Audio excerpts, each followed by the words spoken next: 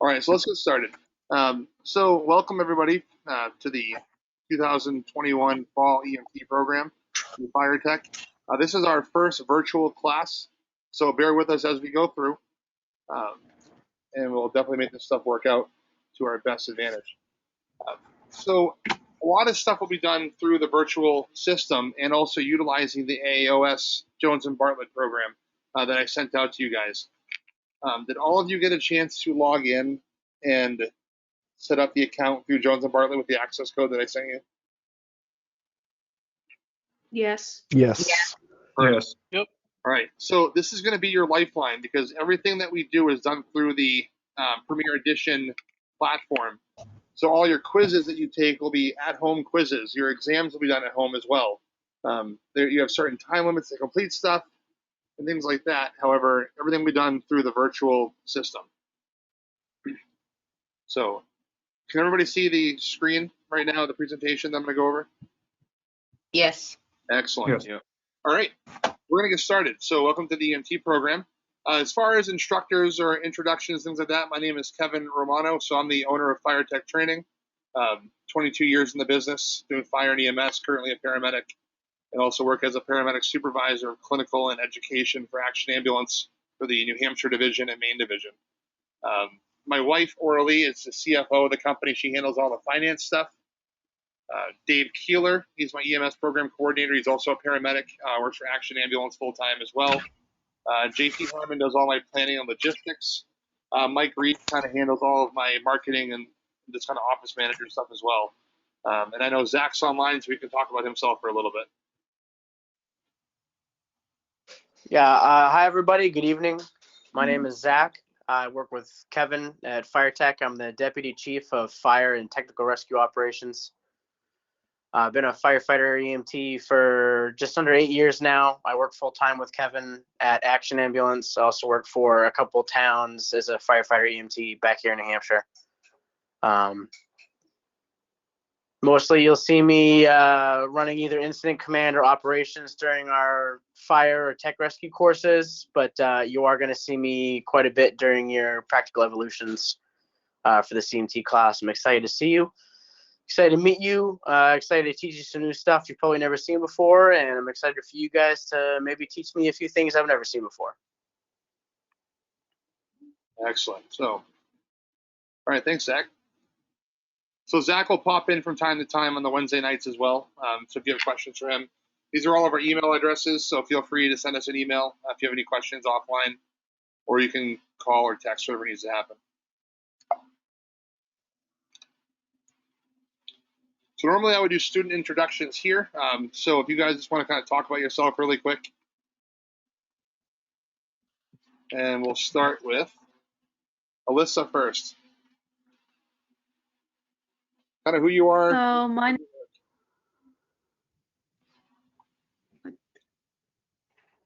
What? Just your name, where you work currently, and that's about it. So my name's Alyssa. I work in the ER at Huggins, and I have been an LNA for 5 years. And yeah. All right, thanks. Josh. Hey, my name is Josh. I work per diem for Waterboro Fire and Rescue. I've been there for a little over 2 years now, and trying to get an EMT license. All right, Charles.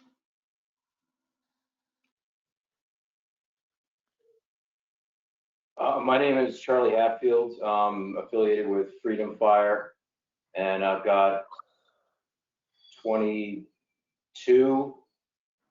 22 years in public safety, and just looking to get my EMT. Excellent. All right, so I know Kim is on the road working tonight. So Jordan. Jordan O'Neill. I own a construction company, and I'm also on Center Austin Fire Department. And I've been on the fire department since last November. We just went through Firefighter 1 as well. All right, Sean. Sean Perkins. I'm with Waterboro Fire in Maine. Been with Waterboro for 11 years. All right, Nancy. Hi, my name is Nancy. I'm with Oxford and Paris Fire. And this is actually the second time I've taken the EMT course over the last 2 years. I did not pass my first time around. We're going to change that trend. All right, Aaron. Hello, I'm Aaron Saban. I'm on Assistant Chief of South Iron Fire and on Shakopee Rescue.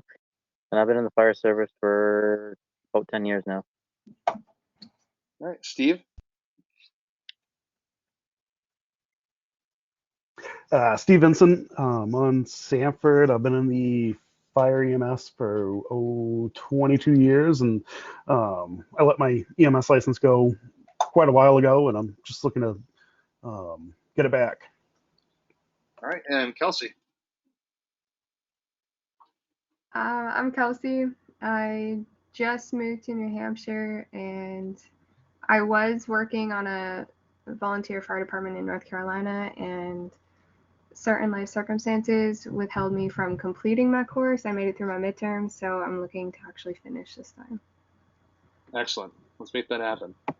So it looks like we have quite a wide variety of experienced, young, rookies, the whole world, the whole works. So it should be kind of a fun class. We can all learn from each other as we go through. All right. So obviously we don't have any facilities. However, I will discuss our practical location. So the practical location will be held at 570 Plains Road in Tamworth, New Hampshire. That is the Action Ambulance Tamworth base, where we have a very large bay that we can utilize to do all of our practical evolutions. With that, it's also one of our 2 ride sites, which we'll get into in a little bit in this presentation. There are 3 bathrooms in that facility that you can utilize, shower if you ever need one, and all the equipment in the world that we can utilize. So it'll be a lot of fun for that. And also to add to that too, when you are parking out at the Tamworth location, you park out behind in the dirt section behind the base. That'll be the parking there. Over there, we can leave the apparatus bays open for emergency calls. So the company website here, if you go to firetechtraining.com, I'm sure most of you have already been there. If not, all of our classes are posted. And we do offer water rescue, ice rescue, swift water rescue programs, vehicle extrication as well, which we have one coming up in the Oxford County, Maine area at some point in time in the near future. I'm looking probably October for that. As well as in Green, Maine, we're doing another ice rescue program in January, which is already booked. So we have a bunch of classes coming up as well. So the student handbook, I emailed out to you guys the student handbook and a link to sign off. Did everybody get a chance to do that? Yes. Okay. If you have not or did not get it, just shoot me an email. I was told by Sean earlier today that my emails apparently are going to junk mail. I don't know the solution to fixing that other than add me as one of your contacts. That may work. I don't know. But check your junk mail regularly. All of our correspondences back and forth will be done through email. So New Hampshire EMS wants me to keep paper trails of all correspondences. So we try to do most of it through email. Yes, my phone is available to call and speak with me on or text, but they want majority of the stuff to go through an email system. So we'll be utilizing that. Assistant instructors coming in. Zach Powell will be there. You might see Dave Keeler from time to time as well helping out, and this other random AEMTs, paramedics, and EMTs will come in to help in the practical scenarios. The FireTech training medical director is Dr. Scott Orr. He's a physician over at Huggins Hospital, and he has oversight over our programs here. So you may see him pop in or may not. The 2 clinical sites that we have, and unfortunately we have to use clinical sites in New Hampshire. Sorry, Maine guys. It's the New Hampshire rules. Maine EMS gets a little on edge when we start branching across borders. So Action Ambulance Service New Hampshire Division, and then Berlin EMS if you want to drive up to Berlin, New Hampshire. For those people who live in New Hampshire that are a little bit closer, can also use that as a ride site. A little bit about Action Ambulance as well for the New Hampshire Division. We cover 6 towns for emergency services. We don't run BLS units out here. Everything's advanced or higher than paramedic. And we also have paramedic supervisors on fly cars as well. And we also have a paramedic interfacility transport team that runs out of Memorial Hospital as well. So but there's a lot of the interfacility critical patients that come out of that facility as well. So other opportunities to reduce some ride time. So we will be utilizing the AOS Navigate 2 Premier Edition. Like I said, make sure everybody got the access code and logged in. If it doesn't work, you need to contact Jones and Bartlett directly. I don't have any oversight over that. So just give them a call if you're having any issues. So your attendance, your grade book, your exams, your quizzes, the chapter quizzes as well that AOS offers, which will be part of your curriculum to complete. All that stuff is done through the online system. Quizzes, you get 5 attempts at a quiz to get 100% on it. After 5 attempts, it shuts down. You're no longer going to take any more attempts. It is open book. If you don't know the answer, you're going to look it up. And if you look it up, the way I feel is at least now you know the answer to it. So the only thing that won't be open book, because it's a time, will be open book, but it's a timed exam or your exams that were done throughout the program. We're also going to be offering through the program the American Heart Association Basic Life Support CPR course.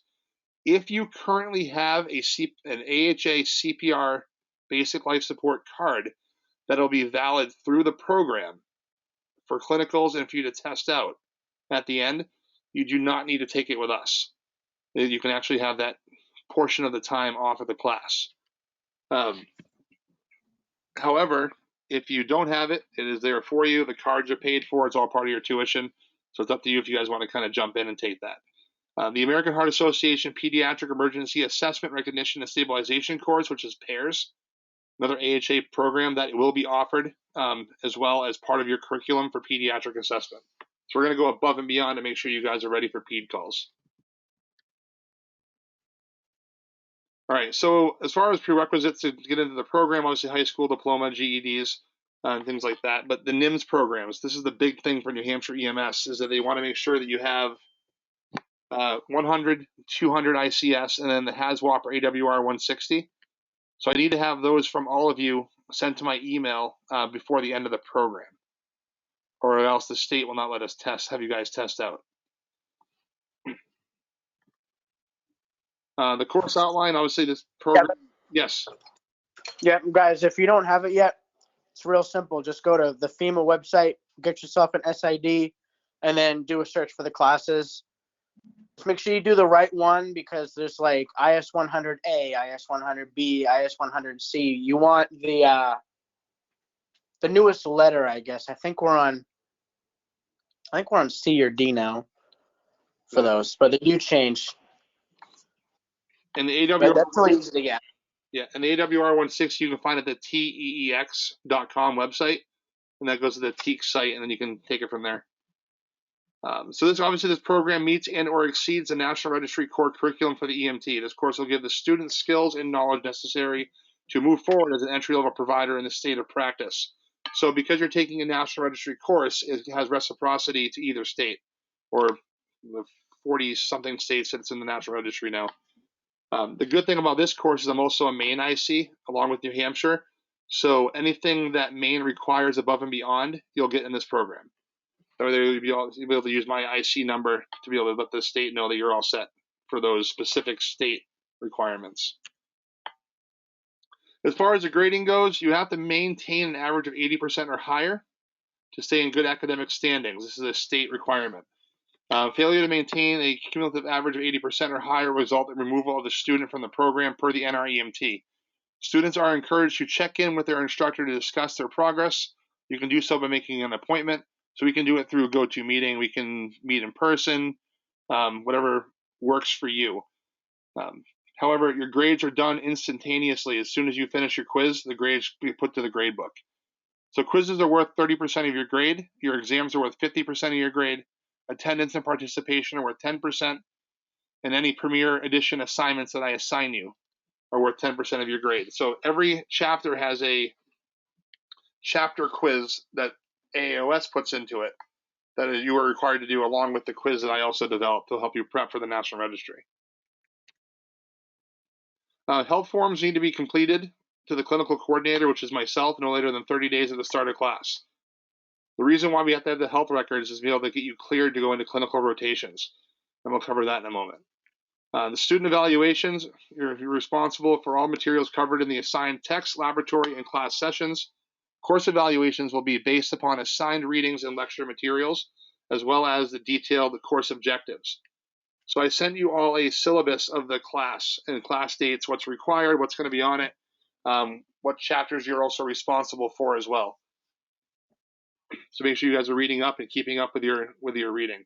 The cool thing about the AAOS Premier Edition is it also comes with an audiobook.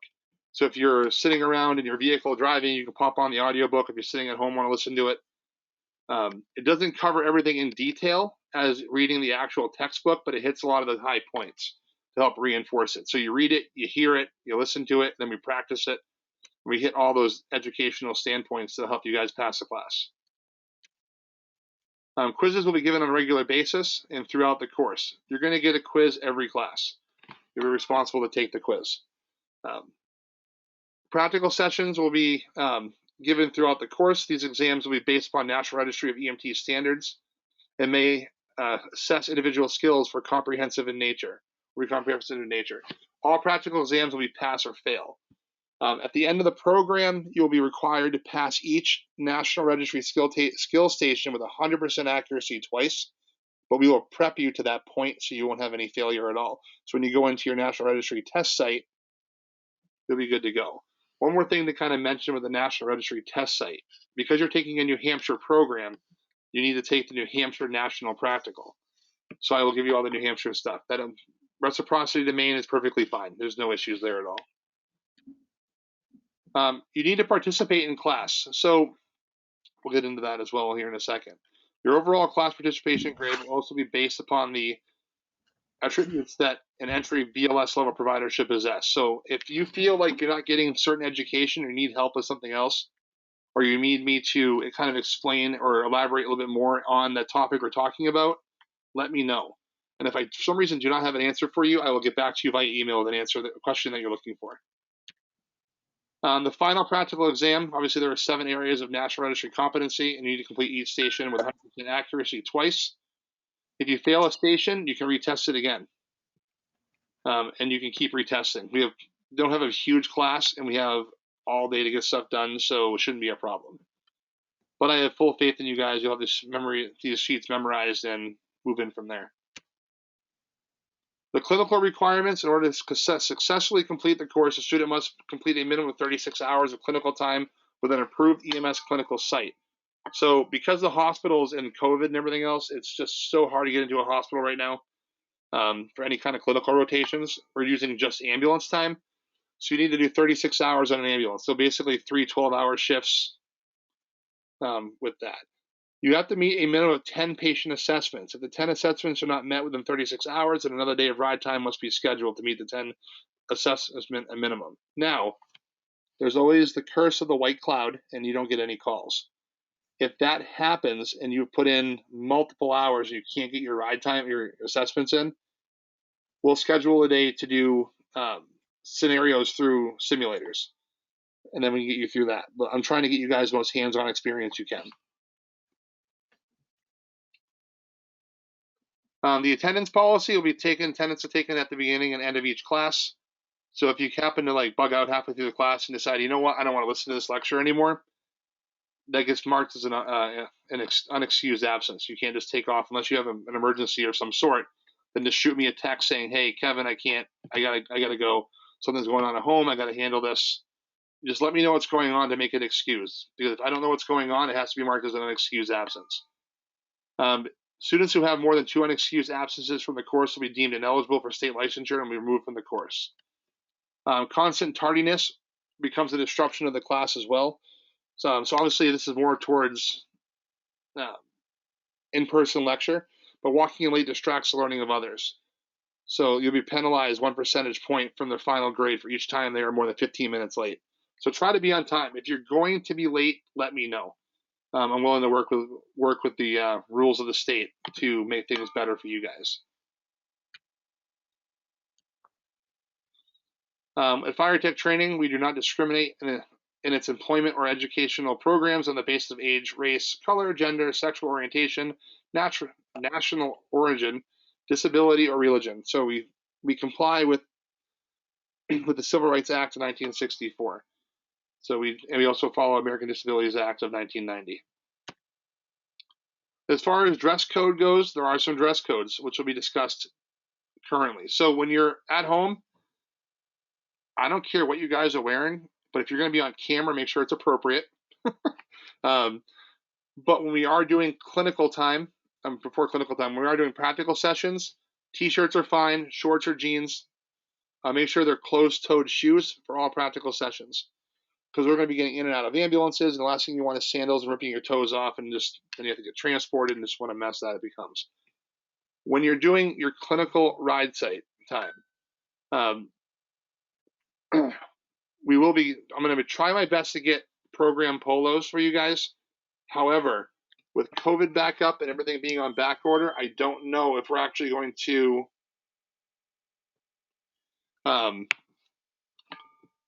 be able to get the polo shirt. So if that's the case, then a plain blue polo shirt with the EMS pants are perfectly fine. Make sure when you are in the ambulance, there are black closed-toed non-mesh shoes, because the last thing you want is blood and drool and anything else that comes out of a body going through your mesh shoes onto your feet. And also, we're going to try our best to get some training IDs as well for clinical sessions. Zach, you had something you wanted to mention?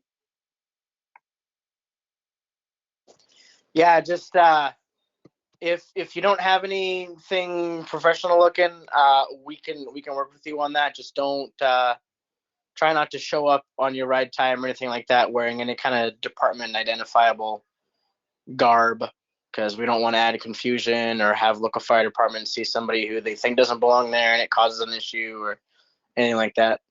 All right, thanks, Zach. So as far as the hybrid online lecture, so this is something the state made me put into here. We will do our best. Each student is required to have a webcam so the lead instructor may watch the student. If you have webcams on, I mostly can see them, only because I have my presentation up as well. You must respond via an online chat box every 10 minutes with a response that coincides with the current lecture topic. So obviously right now is a little bit different, but there's a text box. You guys should just start shooting text saying, hey, I'm paying it, this is something that's going on with, like, if we're talking about obstetrics, you can say, yeah, I understand breech birth. Okay, good enough. The instructor has the right to call on any student in the program and ask a question based on the current lecture. So if I think you're not paying attention, I'm probably going to pick on you a little bit to make sure you are. So just pay attention to it. Most of the time, we'll have a secondary instructor to moderate the chat box to meet the 10 minimum rule. If a student does not respond, the moderator will text that student in a private chat to check his or her status, to make sure you guys are not just falling asleep or some medical emergency happened at home. So the handbook forms, make sure you guys have signed those. If you do not have them, shoot me an email and I'll shoot you the link again so you can take care of that. We'll go over the course outline here in a moment.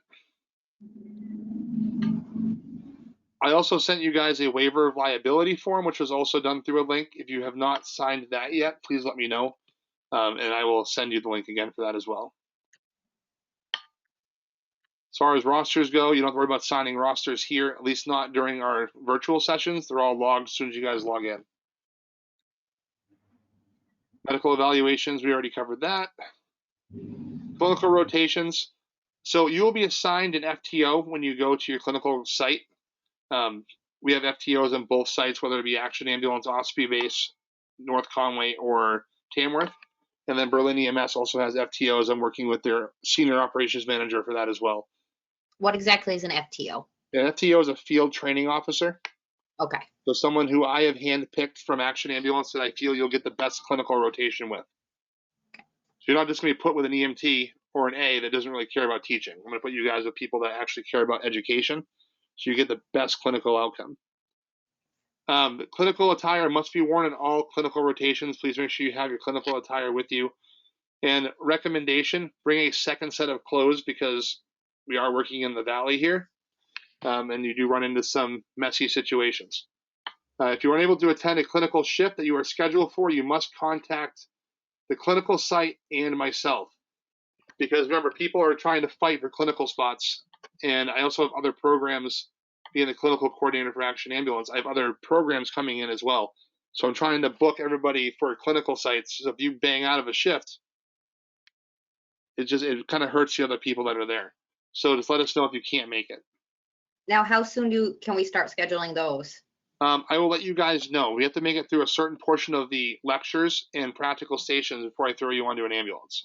Okay. Usually it's about a month or a month and a half in, we start getting you into the clinical rotations. Okay. Yep. For the clinical attire, is it like navy blue pants and polo? Yep. Or you can buy the EMS pants, you can buy Dickies, things like that work perfectly fine as well. Basically what we're looking for is, if you've got them, black polishable boots, navy blue work pants, Dickies, 511 true spec. They don't have to be the 511 Taclite EMS pant with a million pockets in it. It's just got to be blue work pants that are, moderately rugged. If you've got navy blue Carhartts, whatever, that works too. Either a blue or a black polo shirt. If we can't come up with some uniform shirts for ride time, which I'm hoping we can still do. White undershirt underneath that, and a black belt. One question, just because this is going into colder weather too. Can you do a navy blue sweatshirt or something if you wanted to? Yep, as long as it has no markings or words that would identify you with area fire department or, like Under Armour or Champion or whatever. As long as it's non-marked, that's perfectly fine.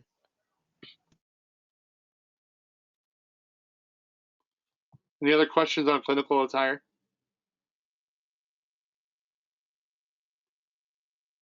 All right, take that as a no. As far as uniforms go, just shoot me an email with your shirt size, and I'm going to see if they can get them made in a timely fashion. But if they tell me they're 3 months out, then we can't get the shirts made up for the polos. Just shoot me an email with your shirt size that you need. And they are polo shirts.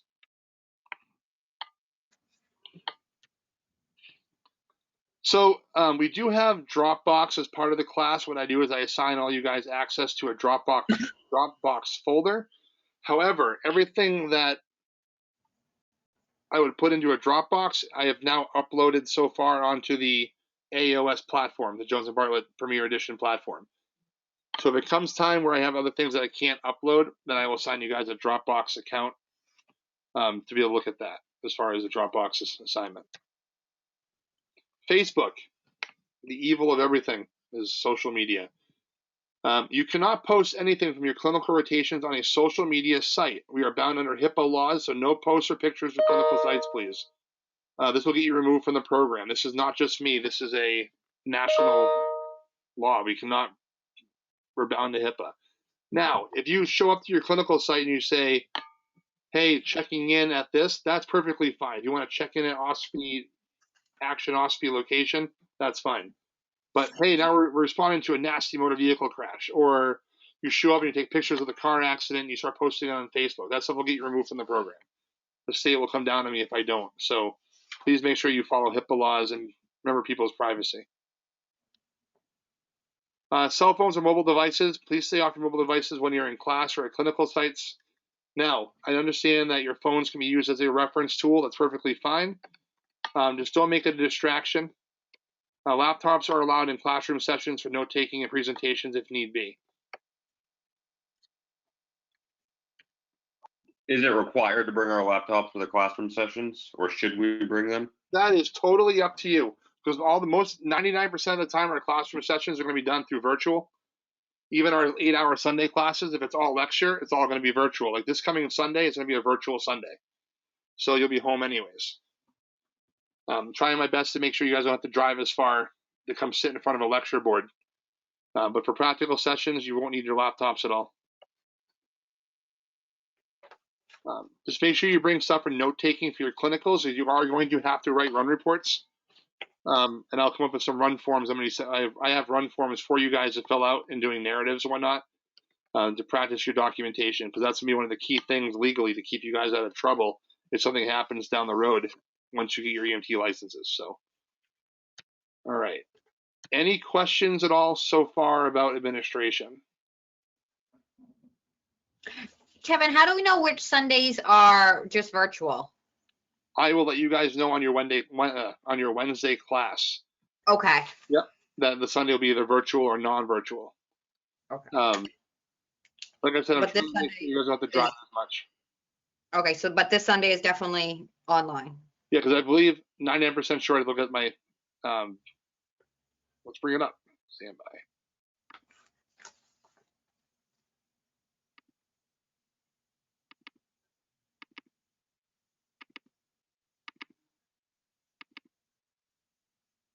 And for those of you guys that are doing the payment plans, please, if you have not sent me the signed copy of the plan, please get it to me as soon as possible. I got to put those into a file. All right.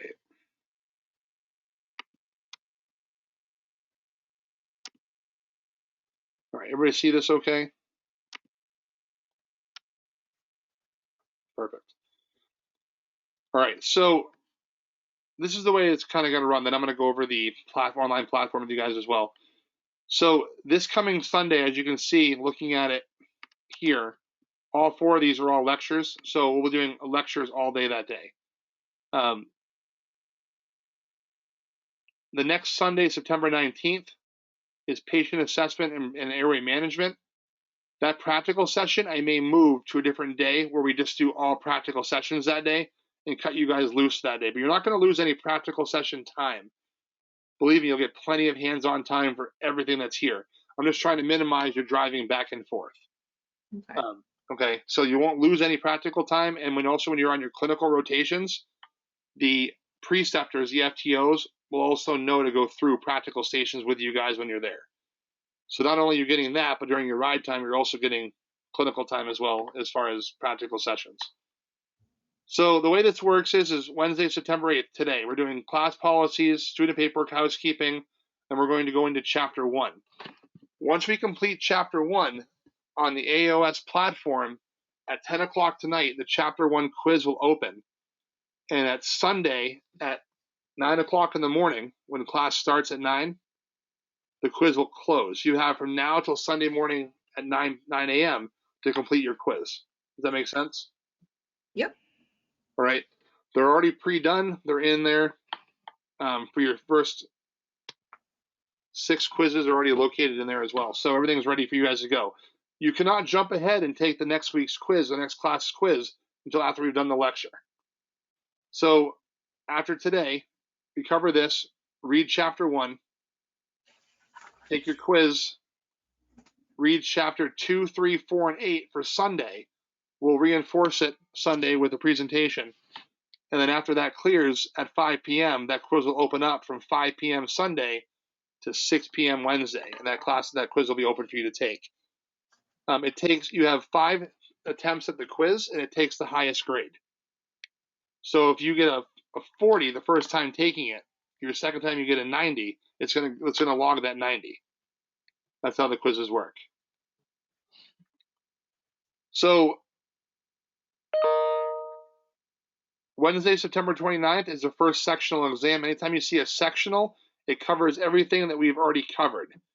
So chapters 1, 2, 3, 4, 8, 5, 6, 9, 10, 12, and 11 will be on your sectional exam. All right. And then after the exam is done, we'll go into lifespan development medical review. Anything that says that's in red that you guys can see, trach maintenance, blind insertion airway, those are your Kings, LMAs, things like that. Or I should say LMAs, King Airways and iGels. That's a New Hampshire specific. So Maine EMS does not allow you to put blind insertion airways in, but New Hampshire does. So you're going to get certified to the New Hampshire level, and you're getting certified to the Maine level. Just understand that this class will get you ready. So if you decide you want to get your New Hampshire license and work in New Hampshire after this program is over, you've already met all those requirements. You don't have to go find another transition class. Kevin, I have a quick question. Yep.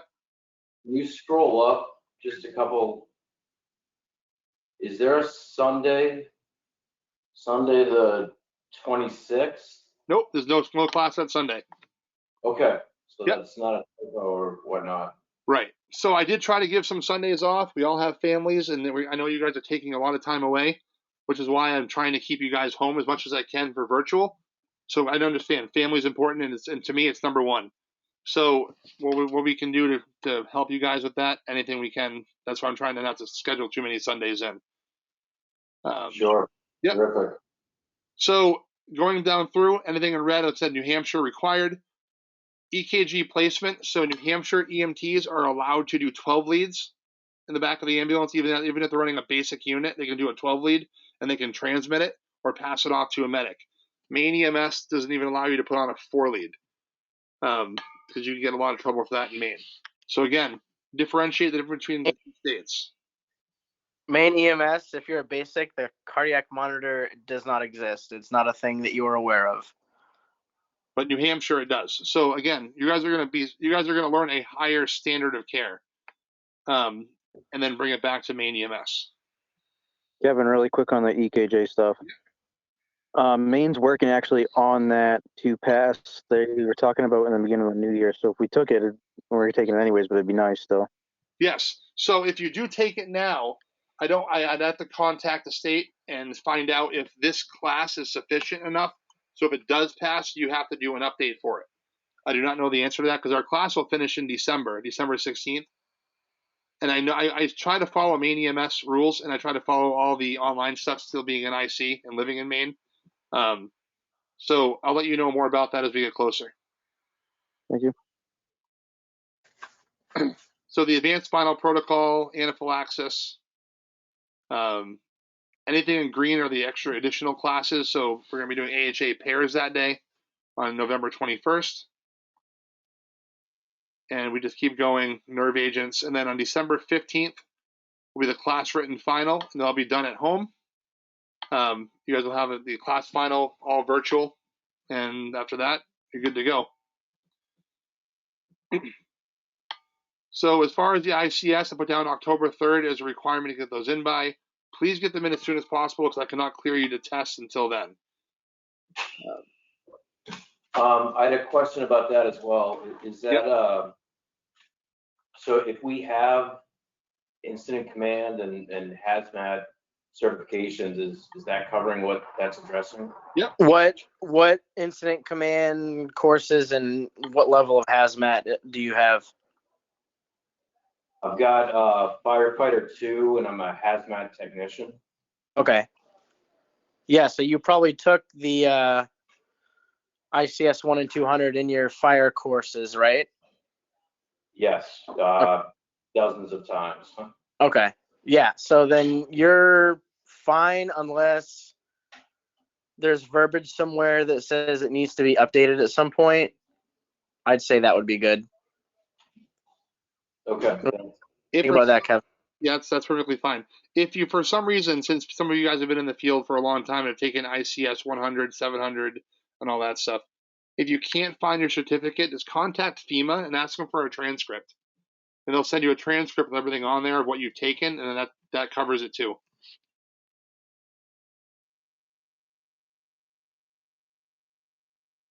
So any questions on the course syllabus at all? No, I'm good. All right, perfect. All right, let's move forward to the actual lecture. Do you guys need 5 minutes to get up and move around? We've only been at this for about 42 minutes, so it's up to you guys before you want to start the lecture. Oh, wait, never mind. Or before we move into this. I shouldn't have said the lecture. My mistake. My apologies. All right, so the AOS online platform. So as long as you have used your access code, you go into this roster that you currently see.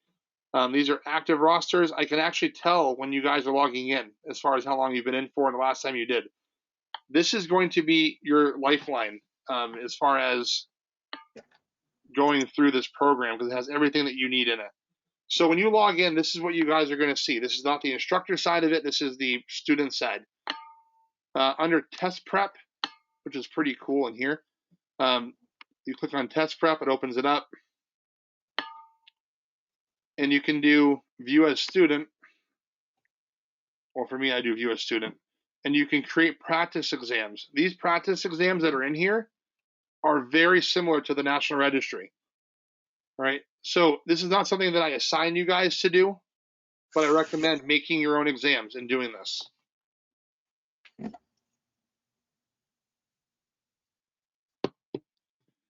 So take the opportunity to go in and create your own exams and whatnot. So you click on create a new practice test.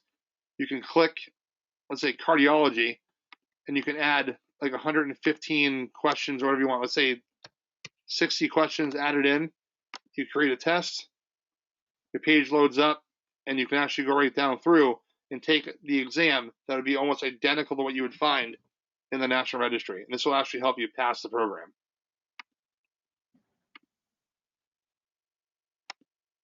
But those don't count against your grade? Absolutely not. Absolutely not. Those are just for you as a test prep to practice with. That's all it is. The next thing you'll have are quizzes. So when your quiz opens up, you'll click on here. You're going to take quiz number 1 for the first day. As you can see, it says attempts allowed 5, but will not be opened up until 10 p.m. tonight and closes September 12th at 9 a.m. And it takes the highest grade. You take the quiz, you take it up to 5 times, and then you're good to go. Now, if you get 100 on the first shot, you don't take it again. It's up to you. All your exams will be in here as well. You click on here.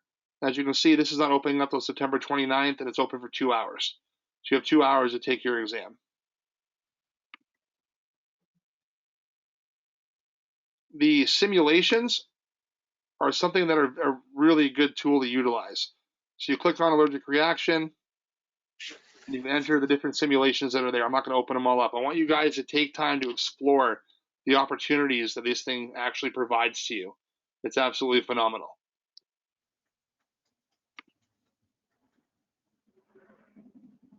The virtual mentor series, you guys can do this as well. And it's another instructor that comes on virtually and kind of mentors you through different parts of the program that are here. So you can utilize that. The virtual ride-along series, I've never actually seen this before until now. When you open it up, it's actually pretty interesting stuff. So they have different videos, and they're actually live calls. So I just did the cardiac arrest one last night, and you actually, real time, they're recording people going into cardiac arrest and doing CPR, intubations, and all that stuff. So if you haven't had a chance to look at the virtual ride-alongs, I'd recommend it. It'll definitely help you guys see, especially people that have never been in this field before. It'll help you out. All right, so let's get into the chapters. So when you open up a chapter, we'll say chapter 1 for tonight, there's a lot of different things in here. There's ebook that you can open up. And with the ebook, this is why we didn't purchase books. Everything's online. When you open up your, yeah, you keep the microphone. The cool thing about the ebooks is if you have an iPad, it works even better, any kind of tablet, because you can use and you can write on stuff and it saves it for you. But you can, every book, it's basically the book, but just in a tablet form, and you can go to different pages and read right through, as you can see here. So this is your course book.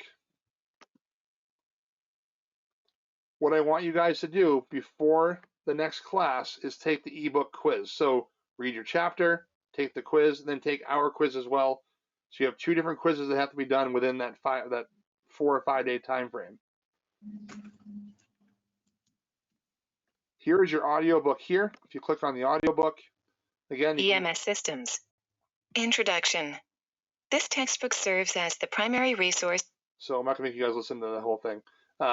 Again, it's another hour-long lecture going through the whole entire chapter. So now you're seeing it, now you're hearing it, you're hearing me talk about it. That should hit home with you guys and really make you guys understand the process of what we're doing. And let's go back.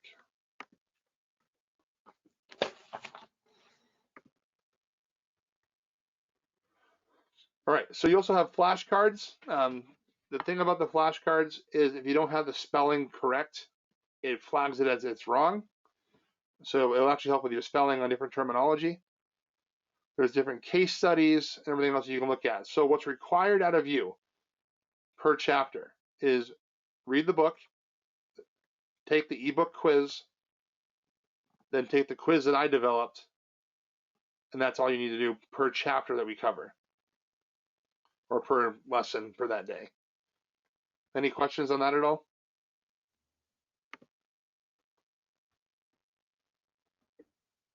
So in that sense, for each chapter in the chapter quiz, does that unlock at a certain point, or can we jump ahead and do that as we feel?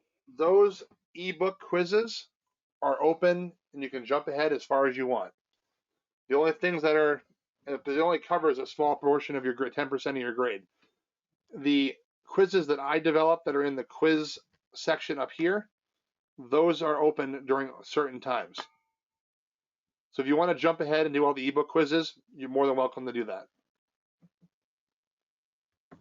So for example, for Sunday after like our virtual lecture and stuff, we have chapters 2, 3, 4, and 8. Yep. For your quiz that you make, is that all of those chapters in one? Correct.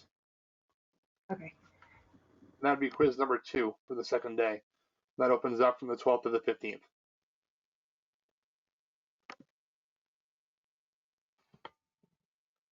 All right, so any questions on the platform? There's a lot of good information here for you guys to utilize. And then, like I said, every time you guys do something, there's no messing around with people's grades or anything else. The system grades your stuff and puts it right into the grade book. So it's automatic tracking once you get it. So it's not like I'm going to fall behind and say, oh, I'll give me a week to get caught up. It does it automatically. So everything's all done real time. And then I can give you guys your current grades.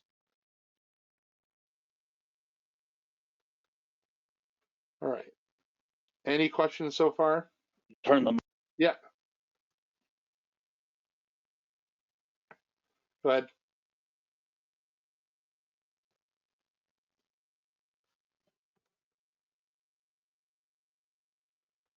Oh, lost somebody.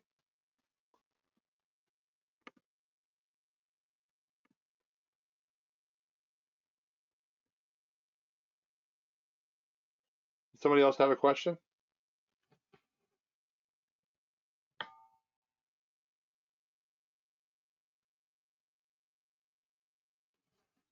All right, we'll move forward. You guys can still hear me, right? Kind of went really quiet for a minute. Okay. Yep. Yes.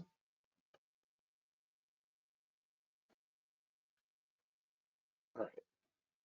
Let's go to chapter 1.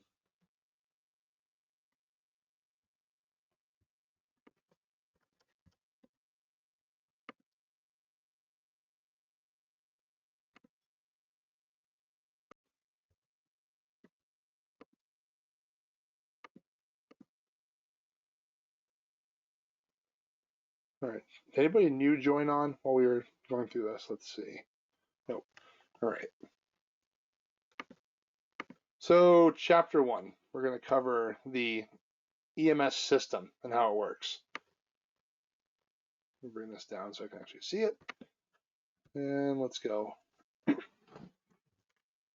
So the National EMS Education Standard competencies. So obviously we have to go through and apply its fundamental knowledge of the emergency medical system. Safety and well-being of the emergency medical technician, EMT, medical, legal, ethical issues to the provision of emergency care. So with this, we have the EMS system itself. We're recovering a little bit of history of EMS and kind of where it came from and why it progressed to this point where we are. We'll discuss a little bit about Maine EMS. We'll cover a lot about New Hampshire EMS as well, and kind of see where the protocols and everything else has progressed to where we actually are practicing really good medicine now and whatnot. Roles and responsibilities, professionalism of the EMS personnel, quality improvement, which is huge nowadays, and also patient safety. We're going to cover a little bit about research and data collection. So for those of you who have not seen TEMSIS, MEFRS, things like that, a lot of things have changed over the years to kind of go with data, and that helps with evidence-based medicine that we're actually seeing. We'll cover that in a moment. And then obviously public health as well. So this text is the primary resource for the emergency medical technician course. With that, it meets the DOT standard for the emergency medical technician. So what they're saying is every program has their own books, Brady, AOS, or I can create my own curriculum. I can call it FireTech Training School of EMT and have my own curriculum written, my own textbook. It doesn't really matter who writes what as long as the DOT curriculum has actually met the standards of care for the EMT. And then every state on top of that then says, okay, well, we're going to take the EMT curriculum and say, like New Hampshire, we're going to give them blind insertion airways, cardiac monitoring, and things like that. So they can take that and then go above and beyond the minimum standard to be an EMT. So we're going to kind of discuss a little more into that point. As far as the description goes, the EMS system obviously is a team of healthcare professionals. We're viewed, and you guys can probably jump in and chime in if you want. If you guys have been around the job for a while, some of you, we're viewed as professionals, but we're not viewed as a profession. Does that make sense? So if you look at the nursing side of things, being an RN, they're governed by a union board that helps make that a profession, where people look at EMS as a job. That's why you're seeing people that work in hospitals making, $35, $40, $50 an hour, $100 an hour, depending on where they work. But we're seeing EMTs that are starting out at $15, $16 an hour. Paramedics starting at $19, $20 an hour, when we're doing above and beyond what nursing staff actually does. So this is where we're looked at as professionals, but we got to be very professional what we do to turn that into a profession, to be able to make sure that we're going down that direction. It also provides emergency care and transport. So we're being called to the sick of the sick, walking into somebody's home, and they're supposed to trust us instantaneously.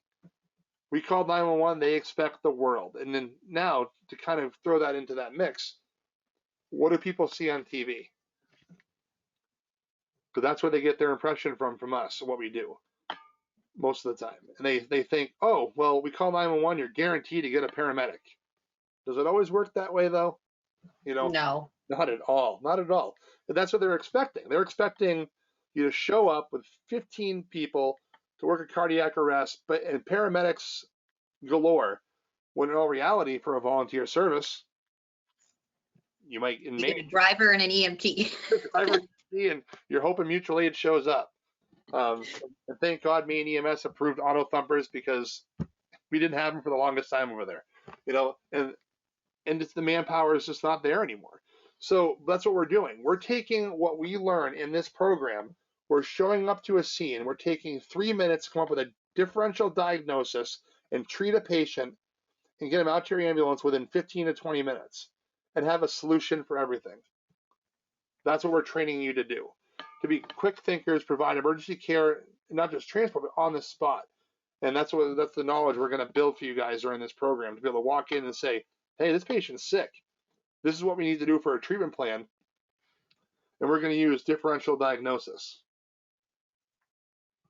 to figure out how we're going to treat this. But by the way, you have 2 to 3 minutes to come up with a determination how it's going to work. And these things are all governed by state laws.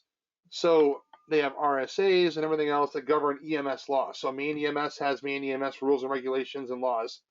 And then they have protocols. And then New Hampshire has all these RSAs that follow New Hampshire EMS, and then we have the New Hampshire State Protocol.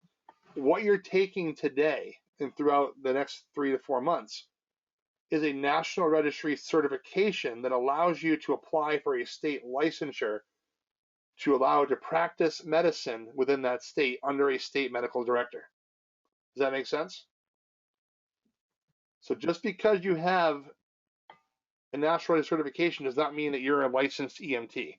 You're certified, but you can't practice without that license to play. And that's where the state comes into play. And that's why they have their laws and their protocols set forth to be able to figure out what you can and can't do. So after you complete this course, you're eligible to take either National Registry exam of EMTs or your state certification exam. New Hampshire, Maine, Massachusetts, Vermont, those 4 states that you potentially could go get a license in around the area, all accept the National Registry of EMTs, and they offer the National Registry exam.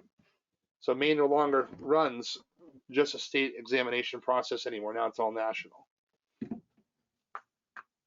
After you pass this exam, you are eligible to apply for state licensures. You have to have that National Registry of EMTs certification to apply. In the next couple of weeks, I'm going to have you guys log into the National Registry and create accounts as well. And you got to look up my name and create an account so I can certify you guys through the practical stuff too. Most states have What happens if we already have one? If you already have an account, log in, and you got to go into the new program and find my name. Okay. And then, but you're in Maine, so I got to make sure that's going to be easy to transfer. I don't think it will be any problems. I had people in Maine before that, no issues. But we can talk offline to figure that out. So most states have 4 training and licensure levels: EMR, EMT, Advanced EMT, and Paramedic. So those are the 4 levels. Maine has EMRs to paramedics. New Hampshire has EMRs to paramedics. And they all have specific protocols on what they're allowed to do. Obviously, paramedic being the highest. An EMR has very basic training. When I say very basic training, it's very basic. There are things that you learn in AHA first aid that EMRs can't even do. For one, long bone splinting, using a traction splint. EMRs in New Hampshire cannot use them, but if I was basic first aid, I could put one on somebody. So again, very basic training. Provides care before an ambulance arrives, may assist in the back of the ambulance.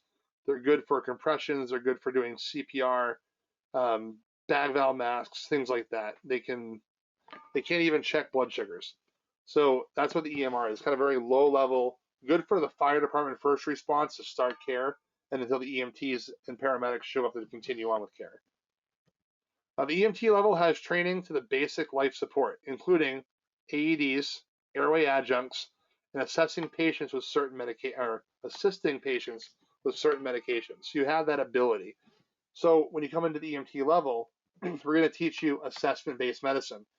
So you're going to look at, excuse me, you're going to look at a patient and say, hey, I think this is wrong. So we're going to do some testing to find out their altered mental status. Okay, we're going to ask some questions. Are they intoxicated? Are we checking a blood sugar? And then the blood sugar, let's say it's 50, So we're going to give them some oral glucose. We're going to hopefully the blood sugars are coming up. We're going to start packaging for transport, get them to the hospital, and just reassess blood sugars as we go. You got to base your assessment. Or could it be a stroke? Could it be a heart attack? And we're going to teach you guys the different parts of assessments on that, which is what they really don't learn in the EMR level. So you have that next step up. The advanced EMT, take everything you learn from basic, and we throw more advanced training at you to include IV therapy, administration of medications, whether it be intravenous, intramuscular, oral medications, to intranasal medications, things like that. At the EMT level, you will learn intranasal medication, and that would be Narcan. New Hampshire, EMTs, you're allowed to do pain management. You can give Tylenol, PO, oral, or you can give acetaminophen, Tylenol, PO, or you can do ibuprofen for pain management. So you're going to learn a little bit more on the pain management side as well for the New Hampshire system. The paramedic, you get endotracheal intubation. You have in more advanced pharmacology. There's 110 different medications you learn within the paramedic program. You learn more in-depth cardiac monitoring, more 12-lead, 15-lead, 18-lead interpretations, more in-depth assessment and skills and things like that. So that's when you get to the paramedic level. Each level is a little bit different, but we all work together as one team to provide optimal patient care. So this EMT course includes 4 learning activities. Obviously reading assignments, lectures, presentations, and classroom discussions, which we're going to have here. We have the step-by-step demonstrations, which we'll go into in our practical sessions using our skill sheets. And then there's also case presentations and scenarios, and all those are built into your AAOS program. So take a chance, look into your case presentations and scenarios, because they're case studies, and case studies are phenomenal to be able to pick up thought processes and how things work.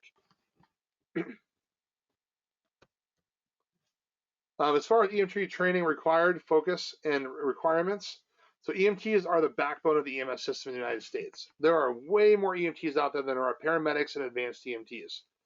Because EMT is your first level. And I've always said EMT is one of the hardest levels to obtain because you're taking somebody that has zero knowledge in the medical field and teaching them how to practice medicine versus moving up to the advanced EMT where you already have that background and then moving into the advanced, learning some more skills and more higher assessments, acid-base balance, things like that, that would assist you. So I think EMT is one of the hardest ones to get through, only because you're taking somebody who has no background and teaching them how to treat and save lives. EMTs will provide emergency care to the sick and injured. Some patients are in life-threatening situations. You show up to a patient that has a blood pressure of 60/40 with a heart rate of 150. We know that they're sick patients. What's going on with these patients and how are we going to treat them?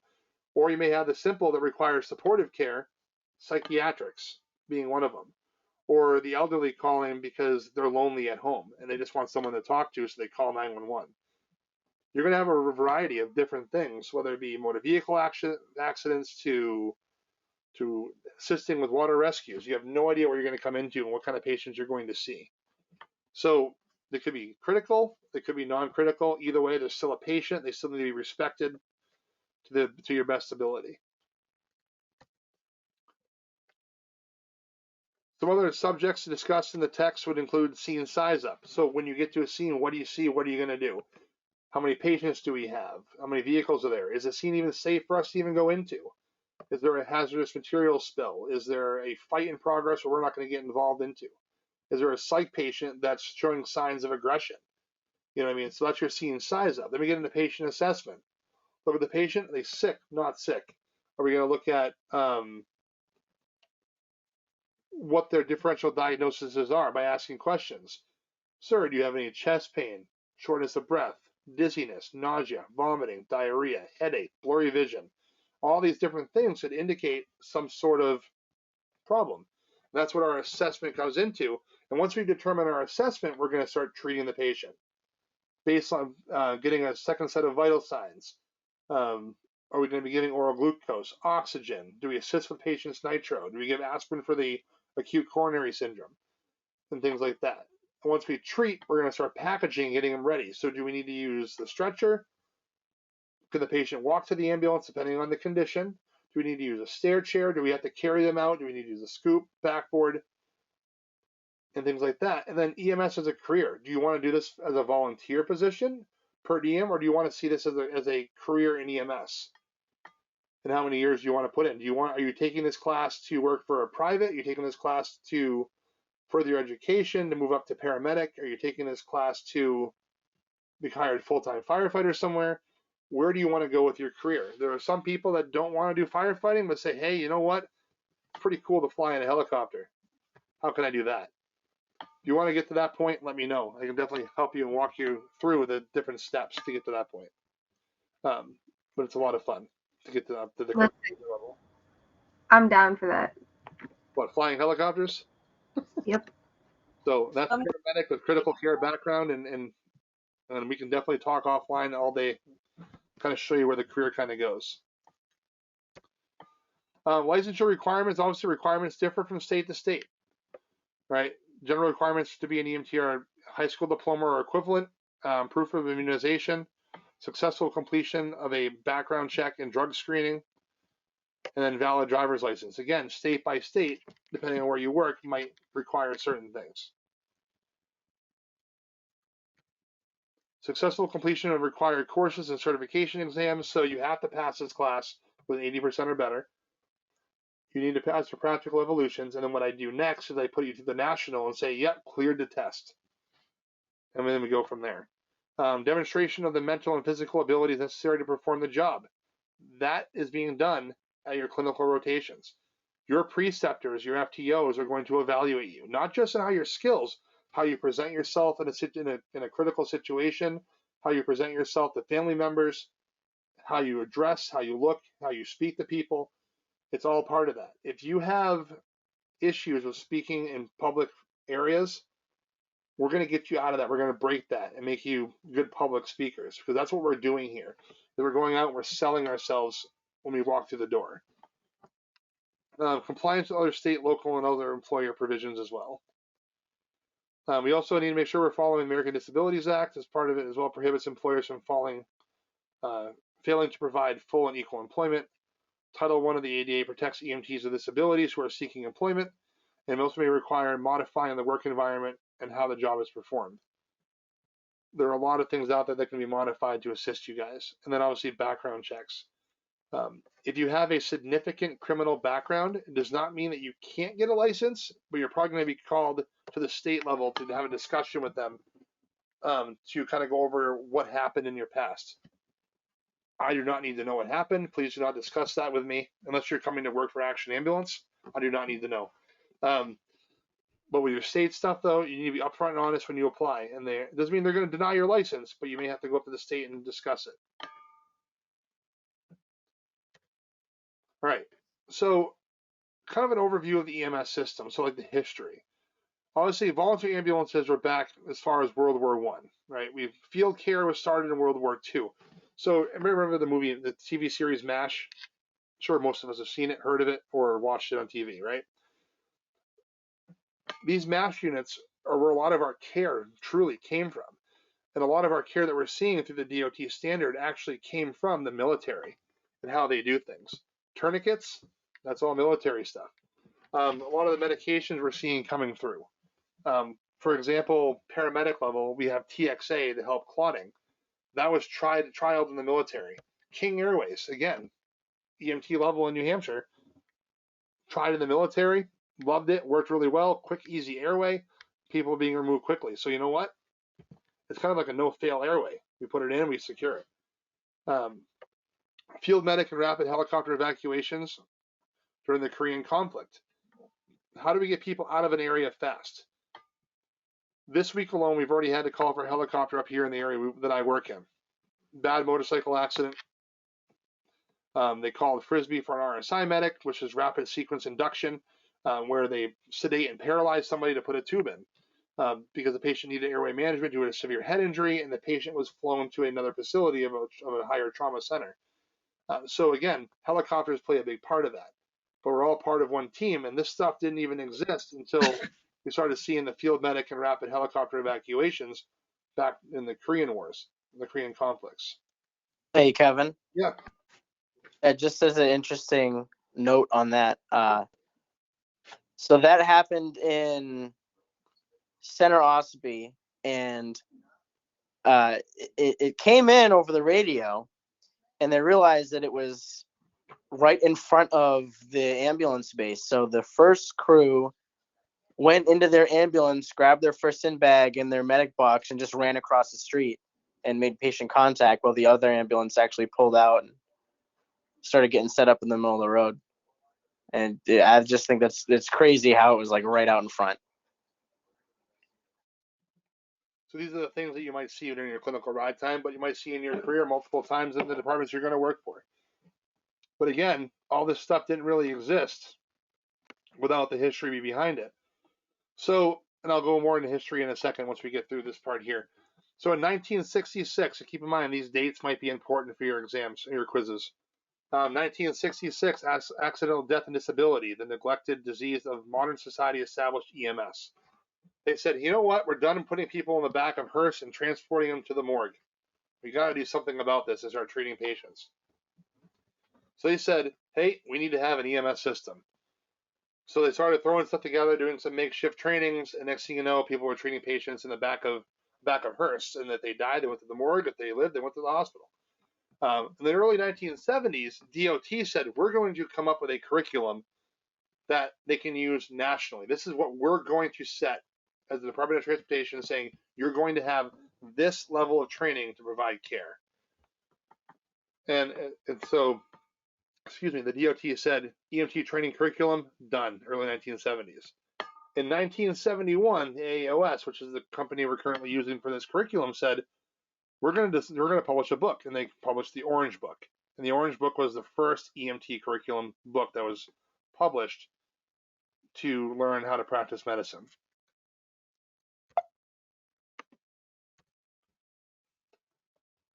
So the national standardization efforts happened with the 1970s, where DOT national standard curriculum was developed. Then in the 1980s, the advanced levels of EMTs started happening. You started seeing the paramedic levels start coming out. So some of the first paramedics out there were in Cape Cod. Cape Cod had some of the first paramedics. They were basically people that went through medical school taught by physicians. And then Miami-Dade Fire Rescue in Florida. Those are some of your first paramedics that are out there in the United States. and that's when paramedic care started. And there are still people that are still practicing EMS that went through some of the first paramedic schools in the 80s. They're still practicing now.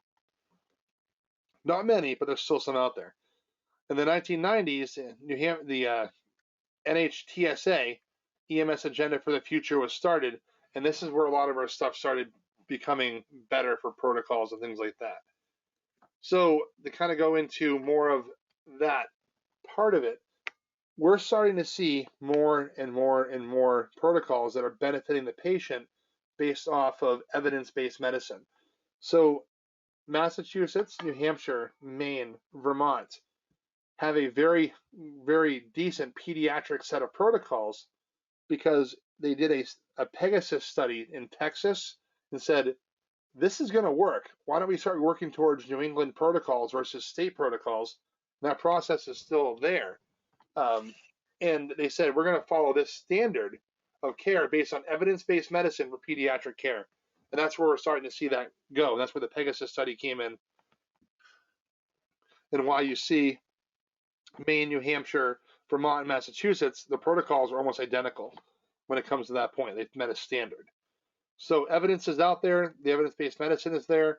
The calls that we're doing through the very annoying drop-down boxes you might find in your TempSys reports or your MEFRS reports, that all means something because it goes into data collection. And then they look at this and saying, you know something? There were a lot of overdoses. We really need to give Narcan to EMT level. And that's what happened. They saw that, the data was there, and they said we need to expand their scope. So that's why it's very important to document appropriately, and we'll get into that during documentation. So kind of the overview on how things progress is because we're doing stuff, and the physicians that are out there are saying, hey, they need to get a little bit more, and then they start giving us more. The federal level National EMS Scope of Practice module provides guidelines of how it's supposed to work, but then the state level says we're going to give you protocol. Protocols are guidelines that are there. Follow your protocols. I don't see you have to follow them to a T, but you need to look at your protocols and kind of follow them. They're approved by a state medical director and a state medical board that says, hey, you can do this. Then you have stuff at the local level, which a medical director provides oversight and support. So, for example, there are certain things out there. I'm going to talk New Hampshire protocol for a minute, where you can have prerequisite stuff to do certain things. So you have your standard of care, and then at Action Ambulance, where I work, we're looking at getting RSI, which is rapid sequence intubation or rapid sequence induction, where we can actually sedate and paralyze people to do intubations. And in the next 2 months, we should be an RSI service, but we can't just say, hey, we're going to do it.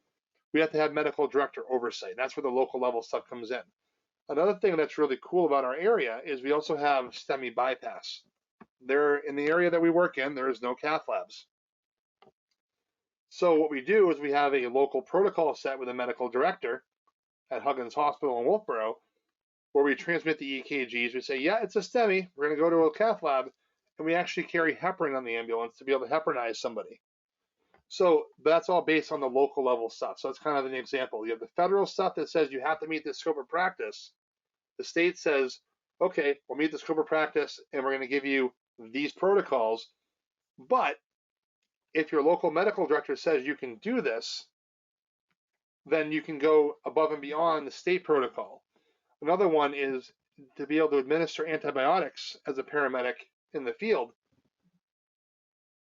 based on advanced sepsis protocols, which another thing that we're currently working on for us, but besides the point. So that's the difference between the federal, state, and local levels. So levels of training, obviously the medical direction is a day-to-day thing. They're always on board. We need to contact medical control. We can use that. We have medical direction to do certain standing orders versus telephone orders as well. The state EMS office is where EMS administration is held. So Maine EMS up in Augusta to OEMS in Massachusetts to New Hampshire Board of EMS, or New Hampshire Bureau of EMS, sorry, which is over in Concord. That's our administration. Then they have regulatory roles and legislative liaison roles and things like that. Then you have the National Scope of Practice module, which is a theoretical foundation that says we're going to use this as a national scope. And then you can kind of move over from there. Public BLS and immediate aid. So millions of lay people are trained in BLS CPR, including teachers, coaches, and child care providers. So they're not basic life support. They have what they call heart saver CPR. So they learn compressions only. They don't learn the breathing stuff as much anymore, but they also take first aid as well. And then one of the biggest things that they're pushing, and Maine was one of the biggest ones to start with, and New Hampshire's kind of caught on, is the Heart Safe Community projects. And that's putting AEDs out into the community at public areas for the lay people to use. And they've actually brought down the cost of AEDs when it used to be thousands, but now between $500 and $700. So because of this, we're starting to see more public aid. In some of the bigger cities, I don't know if you guys have seen this or not, which is actually really cool, to get automated external defibrillators, AEDs, out to emergency scenes. There are dispatch centers that have drones now that have built-in AEDs that actually fly to a cardiac arrest on the street, land, and then dispatch can walk them through communications on how to use the AED built into the drone. You're starting to see some of that as well. And there are also some apps out there too that actually alert you that there's a cardiac arrest, within 5 minutes from you. So if you're or within a certain radius. So if you know CPR, you can go over and help somebody. So yeah, the public is definitely moving forward as well. We're really pushing layperson CPR as well with the hands only. As far as emergency medical responders go, including law enforcement officers and firefighters, we're seeing them as first response, and they could be up to paramedic level. In our program here, we do have a law enforcement officer from the York County Sheriff's Office who's on Waterboro Fire, who's also taking this class, but I believe she's on duty tonight, so she was going to try to get on. So again, they're learning this stuff. And then, like for example, for the York County area, they have contract deputies, and if the services allow them to provide certain care, they do that. Same thing out here. We have law enforcement in our area that respond out to calls, every medical call we go on for the most part. They're usually there first. So some of them may have a first in bag, some of them have AEDs in their cars, and they say they can start care. Initiate immediate care and assist EMTs on their arrival. If they help us out. Good Samaritans are trained in first aid and CPR, so they can provide valuable assistance, or they can interfere with operations. Depends on how they are. Emergency medical technicians obviously is about 150 hours. The EMT has the knowledge and skills to provide basic emergency care, and the EMT assumes responsibility for assessment, care, packaging, and transporting the patient. So EMRs cannot transport a patient in the back of an ambulance by themselves. They have to have an EMT or higher holding that license to actually allow for transport. Advanced EMTs, obviously IV therapy, advanced airway adjuncts. However, in New Hampshire, EMTs have the advanced airway adjuncts as well, and administration of limited number of medications. So they carry like dextrose 10%, nitro, aspirin, Zofran for antiemetic to help with nausea, things like that. I have a question. Yep. So within the IV therapy, is that just like basic IVs, or is that getting more into like phlebotomy stuff? So in New Hampshire, in our area that we work in here, it's normal IV therapy. So if there's a vein you can put an IV into, that works. The one thing that advanced EMTs can't do are external jugular veins, EJs, but you can do IVs in like feet, arms, intercubitals, hands, wrists, forearms, whatever. And then we're also doing part of the phlebotomy side because we're also drawing labs in the field as well. Right. Did that answer your question? Yes, thank you. You're welcome.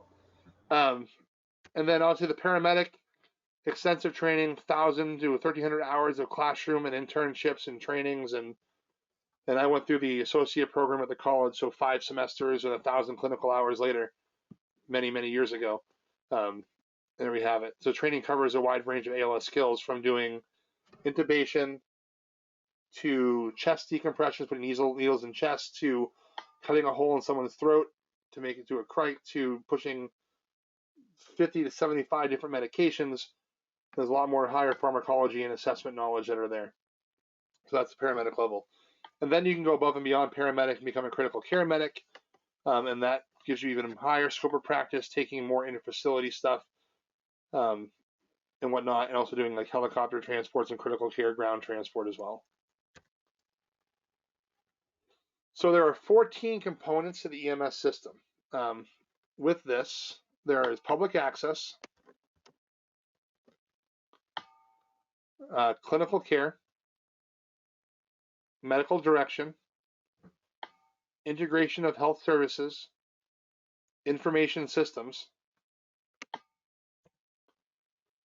prevention, EMS research, communication systems, human resources, and legislation and regulation.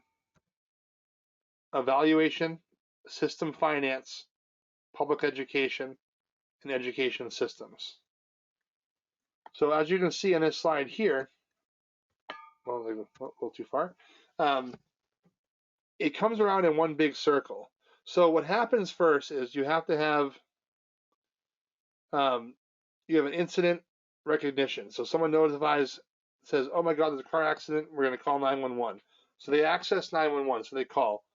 And Zach, if you want to jump in on this one here for New Hampshire 911 system, you can, on how that works when you call 911. Yeah, sure. Since you're a certified dispatcher. Yeah, pretty much almost. Yeah. Basically how it works is you dial 911. And as soon as you dial 911 and your ANI, which is the automatic number identifier and automatic location identifier, pops up on the 911 operator screen, before they even answer the call, depending on what area of the state you're in, they can tell like what town you're in and all that. They'll send you to the regional dispatch center. So where I work, it's in the capital area. So when someone calls 911 from the town I work in, they immediately kick it over to Concord Fire Alarm, who sends out a pre-alert while the 911 operator gets the information.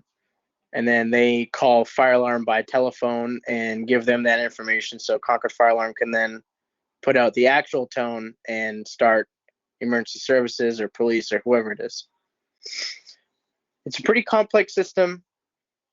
It doesn't always work right, mostly just due to human error. Because, like, I could call 911 and say, oh, yeah, I stubbed my toe.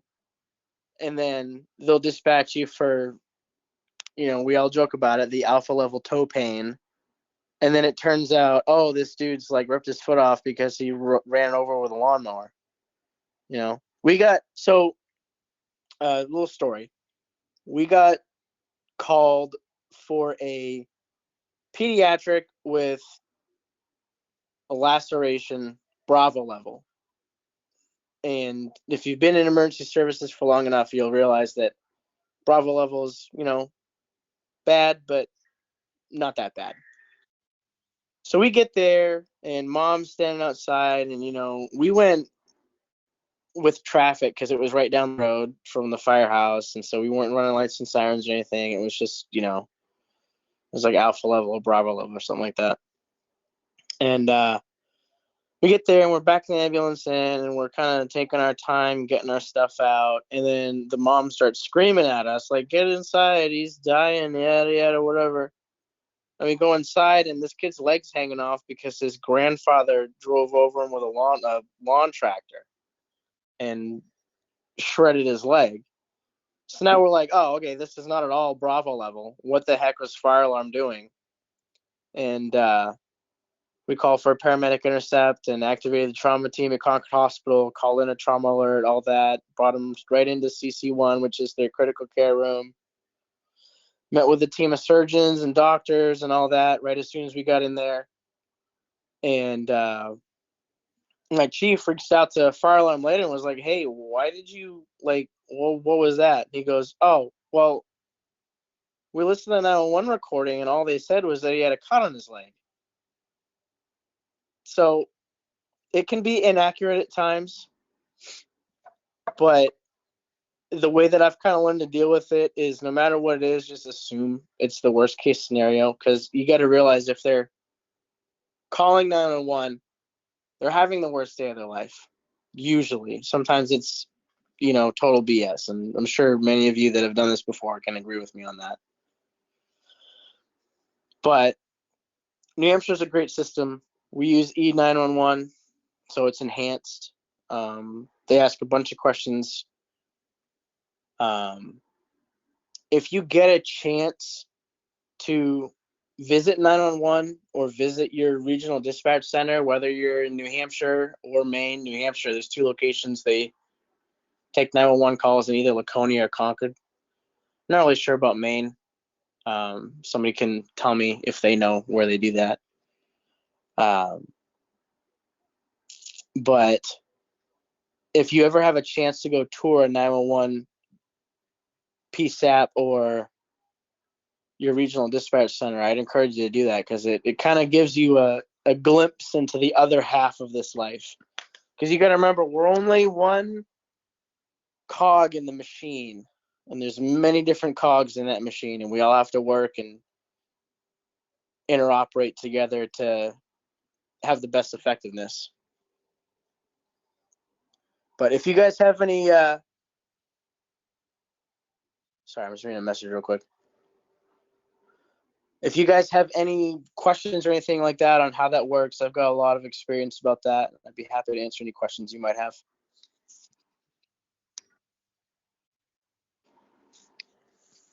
All right, thanks, Zach. So going through the 911 system, it gets EMD'd 6 different levels: Alpha, Bravo, Charlie, Delta, Echo, Omega level, different calls. Then it gets dispatched out by pre-tones, then tones to the first responders. At the same time, EMS is also being simultaneously dispatched, unless it's a combination department, fire, EMS. And then there are some different systems out there called tier system response. So in the Exeter Hospital catchment area, they have Exeter ALS, which is a dual paramedic fly car that runs on a tier response based on determinant levels that come out. So when I say determinant level, that means like, Alpha through Echo level calls. So Delta, Echo are like the worst ones you can get. So anything comes out like a Delta or Echo level call, there's a tier response for paramedic ALS response as well. Then it goes into the transport phase, where you can either have transport via ground ambulance, or we call it air medical transport. And that's going to be the determination on your assessment of what do you need. Can the local critical access hospital that you have around you handle this, or do they need to go to a level 1 or level 2 trauma center? And then how far away is that by ground, or is it by air? And can we get those resources? Once they get to the emergency department, and myself working in the ER for 2 years as a medic, where I had full nursing sober practice, I could actually see that side of things and explain that a little bit better now. So they come into the ER, and then they're assessed by the nursing for triage. They go to the ED physician, comes in and does their assessment, and they're treated. And if that hospital can't handle what's currently there, they need to go to a specialty care facility, and that could be a trauma center like Maine Medical Center, Dartmouth-Hitchcock, Portsmouth Hospital, or they need to go to a cardiac center like Catholic Medical Center for New Hampshire, or Concord Hospital, things like that. And that's how the determination goes. Can we keep them, or do they need to be shipped out somewhere else to a higher level of care? Once they do that, high level of care, let's say it's a heart attack, they get their cardiac stents placed and everything else. They're going to put them in recovery, and then they're going to send them potentially to a rehab facility. That's where they're going to go to rehab and become better. And then obviously the extended part of that obviously is prevention awareness. So just having educational stuff out there, and even as your department doing good public relation moves, is providing how to prevent things from happening. So like diabetes awareness classes, or how to lower your cholesterol to prevent strokes from happening, and cardiac arrest and things like that. And then there's public education, where we talk about those kind of different seminars, and also going to teach like hands-only CPR. So most of you guys are on fire departments. What are you guys doing for public education? Feel free to talk about it.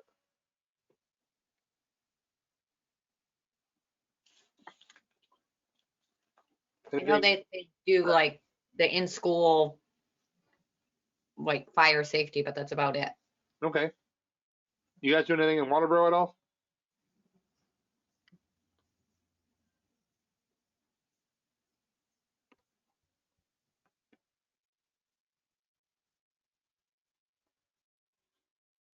Sean or Josh, did I lose you guys?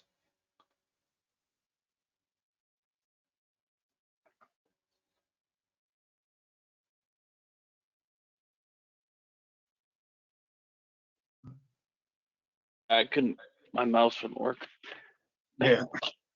So we do some fire prevention in the schools. I'm the child passenger safety tech, so I do car seat Nice. checks and public relations stuff like that. Awesome. All right, so let's move forward. So obviously we're a little more in detail here, and Zach did a really good job covering this, but the 911 system is, which is an access for public safety. They have the enhanced 911 stuff, and there's also GPS as well. They can track your phone, find out where you're located, all these other things that they can do through 911 system. So it's pretty cool information. Like Zach said, if you ever get a chance to go to a PSAP center, take that opportunity to go. Dispatchers obtain information and dispatch resources out to what needs to happen. And then also EMD systems provide medical instruction as well. So if you call 911 and as they're EMDing the call, they're going to say, well, do you have chest pain? Okay. And then they click a button and it goes to more series of questions. Is the patient alert, oriented, conscious, breathing? Are they altered mental status? Yes, no. Then they say, if they're not altered, have they taken aspirin? Give them 324 milligrams of aspirin. Have them chew it up. There's different things that the EMD center can do for you to help with the call. Communication systems, obviously dispatcher selects emergency system component to activate. So what are they going to be sending out? Is it a tier response, ALS, BLS, or is it a fire-based service and whatnot? And the newest technology that are out there can actually help responders locate these patients. As far as clinical care goes, it describes the pieces of equipment and scope of practice of what's required. So every state has a level what your ambulance can be at when it's licensed for. So Maine runs the system of you're licensed at EMT level, but permitted to paramedic. So you can have up to a paramedic, but you have to have a minimum of an EMT on every single call that ambulance goes out. Some services set the bar a little bit higher and say, anytime this ambulance rolls out the door, it'll be at the advanced EMT level, which means you're not a BLS service. You're an advanced level permitted to paramedic. The way New Hampshire works is we get a sticker on the ambulance based on color. We have the green stickers for EMT level ambulances, then we have red stickers for paramedic level ambulances. But we can have EMTs in the paramedic ambulance functioning as an EMT. This allows us to put the equipment on to that level.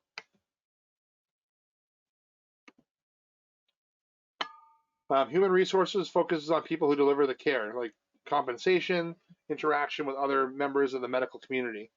So that's what they kind of do. They help out when you meet with them to get hired in a job. They deal with your compensation, get you set up for work. Medical direction is your physician medical director, which authorizes EMTs to provide medical care in the field. So what they're saying here is every service has to have a medical director. So for where I am here at work, our medical director is Dr. Dunn out of Memorial Hospital in North Conway. He's our medical director.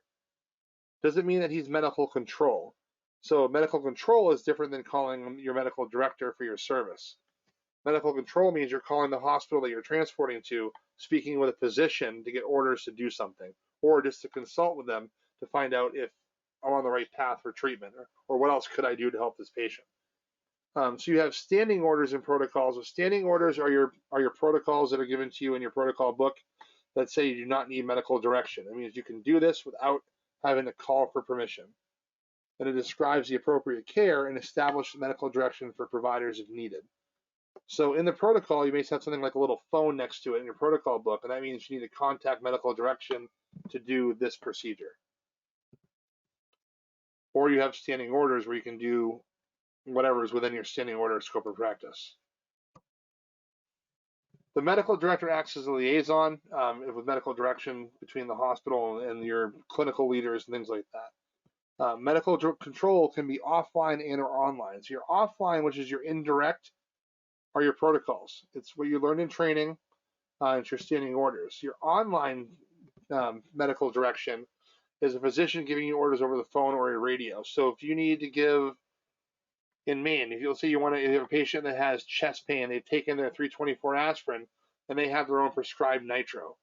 So what you're going to do is you're going to get your baseline set of vital signs, It's in your protocol to give nitro, but you need to contact medical control. So baseline set of vitals, a little bit of the history of what's going on, and we contact that physician at the hospital, say, hey, this is Kevin, EMT from ABC Ambulance Service. I have a 56-year-old male complaining of chest pressure radiating to their left arm, also complaining of some nausea. His blood pressure is 180 over 110, heart rate is 76. He does have his own nitro. Can I assist him with one tablet sublingual under the tongue?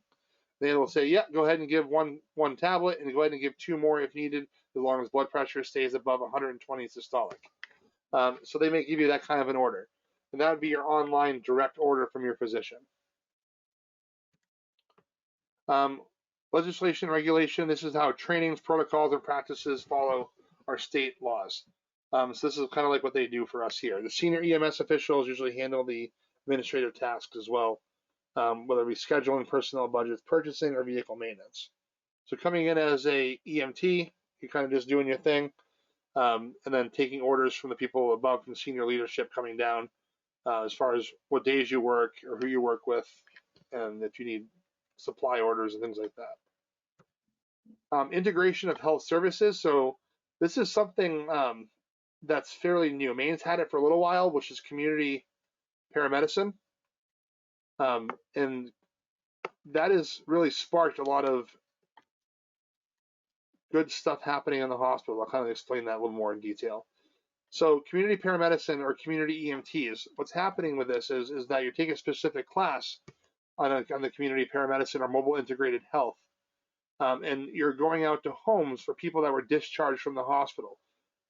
What I mean by that is, if somebody gets discharged from an ER or med-surg, mostly med-surg, discharged from the hospital from med-surg or the ICU, and they just step down and go home, if they get readmitted for the diagnosis they were seen there within 30 days, the hospital has to eat the costs of that patient coming back in. It does not come out of the insurance.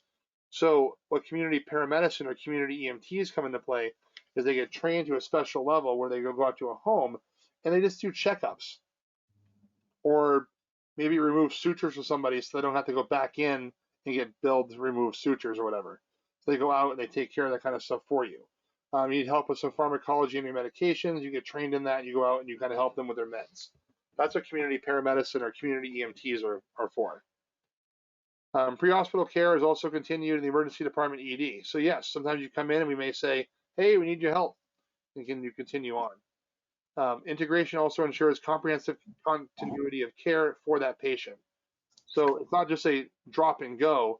You give report to equal or higher level provider, let them know what's going on, what you've done for treatments, and your run report, and that information that they gave you goes into their charts, and that goes on for the continuity of care. So the physician sees it, and then if the patient gets transferred to another hospital or the ICU at the hospital itself, they actually see what you did on your run report and also in the for that. Does that make sense? Yep. Okay. So yeah, there's a lot of continuity of care, and it doesn't stop. People think they drop off the hospital and the physicians don't care anymore. They actually do. In the hospitals that I've worked at, the physicians actually read the EMS run reports. So it's actually pretty neat to see that. EMS systems collaborate with other hospitals to improve treatments for patients with heart attacks, traumas, and strokes. So critical access hospitals, and I'm going to use the ones in our area because that's the ones I know the most. If you bring a patient having a stroke going to Huggins Hospital in Wolfboro, you're contacting the hospital and activating a stroke alert. And what the cool thing is, by activating a stroke alert, you've now activated for a CAT scan from the field. As an EMT, you can activate a CAT scan from the field. Pretty neat, huh? So what happens is they go through, the physician takes one quick look, you go right to the CT table. They do a quick scan to make sure it's not a head bleed. While that's happening in the ER itself, they're getting teleneuro on board.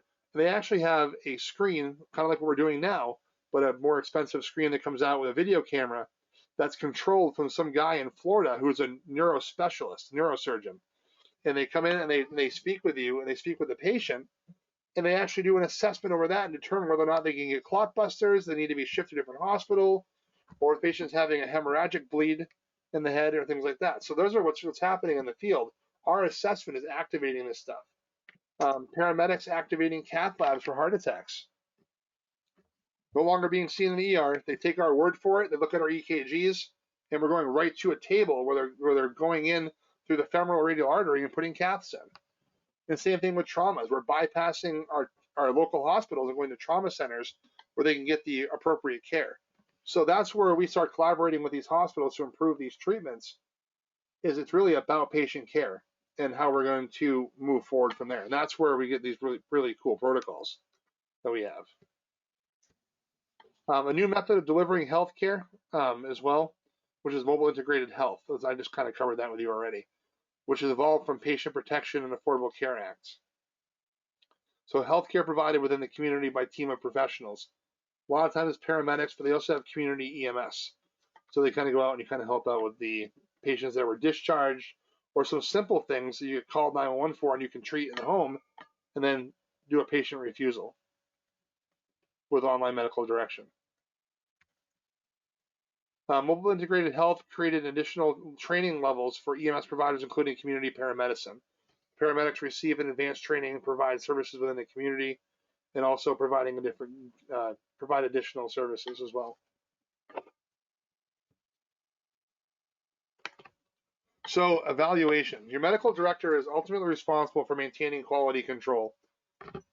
Every call for where I work, my job is also part of clinical is quality assurance, CQI. I look at every run report. I look in detail on the reports, not to get anybody in trouble, but to kind of make sure hitting the high points, making sure care is being done appropriately. And if it's not, I can speak one-on-one with that provider to say, hey, you were kind of lacking in this. What can I do to help you become better at this point? But it also helps me develop continuing education. So if we're missing, let's say as a company as a whole, we were missing sepsis and how to recognize that in the field. What I do, looking at all the reports, I can say, hey, sepsis is being missed. So for the next month's training, we're going to do a sepsis review. Though I'm not picking an individual person, but I can say, hey, we're going to do this. And that also minimizes errors, which is the goal. We need to make sure we're providing the best patient care possible. This is how we do it. It's all done through evaluation. The information systems are used efficiently to efficiently document the care that has been delivered. These are our run reports. Information can be used to improve care, and it can also help determine average on-scene times for trauma patients, need for educational sessions, and also putting into a national trend. Our goal, two goals to pick up on. One, EKGs is big. So for New Hampshire providers at the EMT level, the big thing is cardiac monitoring and getting that 12 lead done. You want to get a 12 lead done within the first 10 minutes of patient contact, and you want to be in the truck transporting within 20 minutes. Anything more than 20 minutes, we start asking questions on why.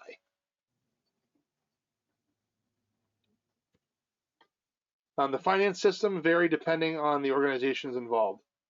So as you can see here, the types of organizations provide EMS transport. So privates are 39.6%, fire departments are 37.4%, and then third level and hospital, third service and hospital services are 23%.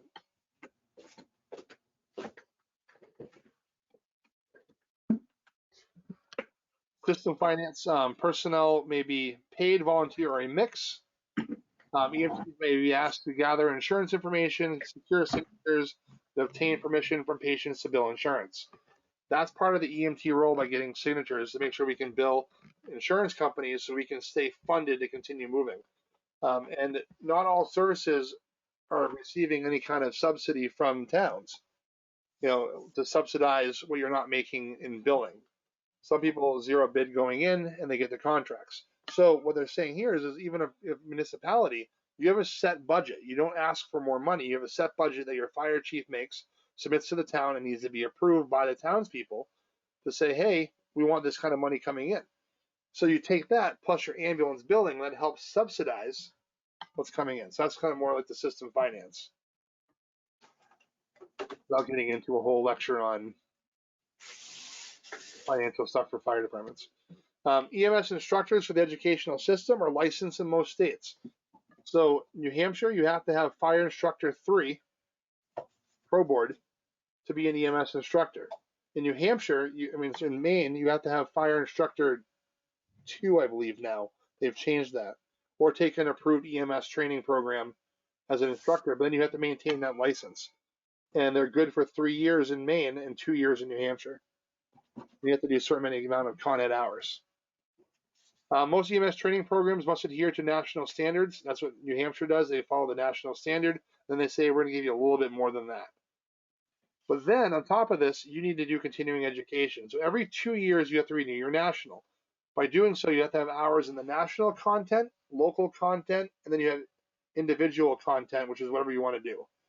And you're required to do a certain many hours over those courses of the course of 2 years by either doing online continuing education or taking classes monthly, doing a full refresher course, or you can challenge the National Registry exam every 2 years. You take the exam, you pass it, you're good for 2 more years. But if you fail it, then you got to kind of scrounge up your hours to be able to renew.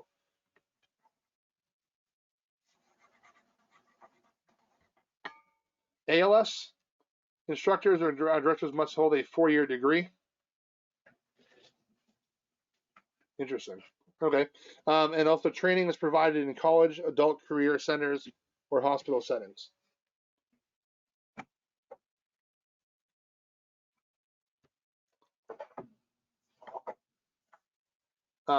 And also go back to education from here, education systems. The National Registry is currently looking at the paramedic programs and the critical care paramedic programs as well.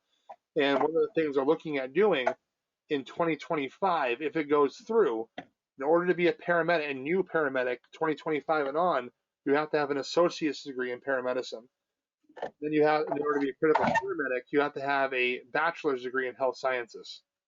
So I know they're working in that direction. So if you want to be a paramedic without having to go to college to take it, I'll get it before 2025. All right. So prevention and public education. So prevention and public education are 2 components of the EMS system with a focus on public health. Prevention is key. We do it in fire, but we don't do a lot of EMS prevention. And that's something that we're kind of lacking on nationally. We have to find a way to produce more of that. EMS works with public health agencies on primary prevention and secondary prevention. Integrated health has helped out with this already, but we need to do better in the field and also educating people at home when you respond to their homes and educate them as well. And one of the big ones here is public health accomplishments is vaccination programs, helmet laws, sewage systems, and the formation of the Food and Drug Administration. So the FDA stuff. Let's see, if someone just jump on.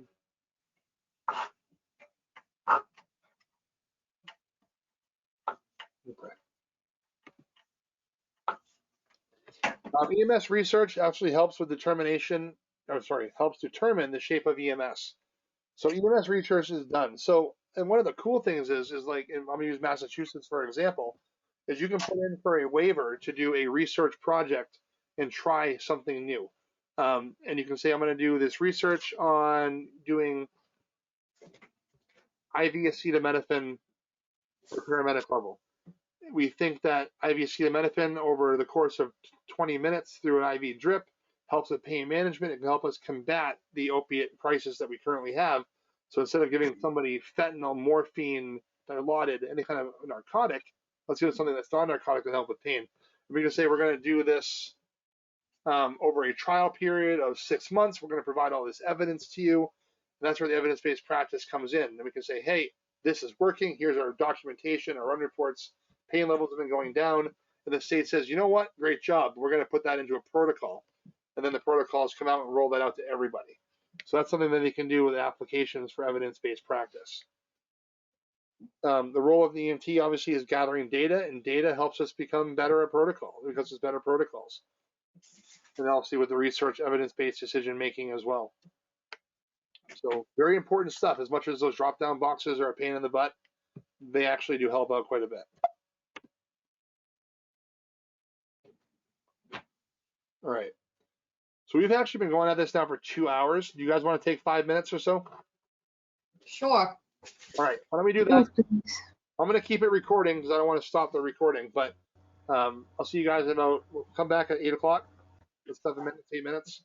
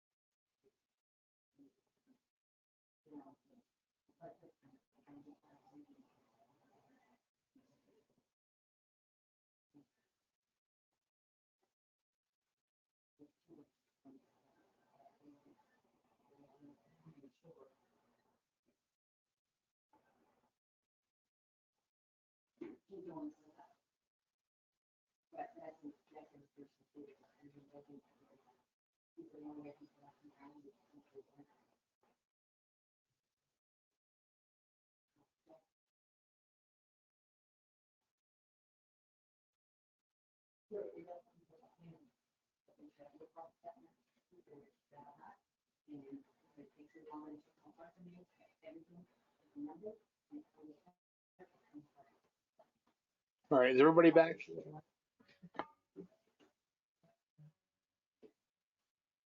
Yes. Yes. Yes. All right, am I answering? Yes. Love it. A lot of yeses. Yeah, I'm back. Am I answering all your questions appropriately? Anybody have any questions so far up to this point they want to ask?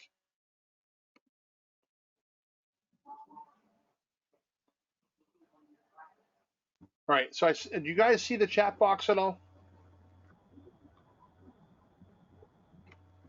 Yep. Okay, so I just sent out a chat to you guys, everybody.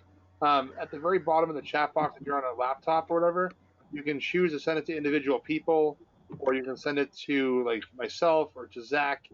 So if you have a question that you don't feel comfortable asking, remember, there's no stupid question at all, because if you're thinking it, somebody else is probably thinking it too. So there's no stupid question at all, ever. The only stupid question is the one you don't ask. Exactly. And I've asked some pretty stupid questions in the past. That being said, if you want to put it in the chat box, either myself or Zach, we'll answer it, but not give out the name of the person that did it. We'll just kind of touch on the topic that you had. So feel free to utilize the chat box that's there. Excuse me, Zach and I are definitely monitoring it. So if you have any questions, feel free to type them in if you want to as well.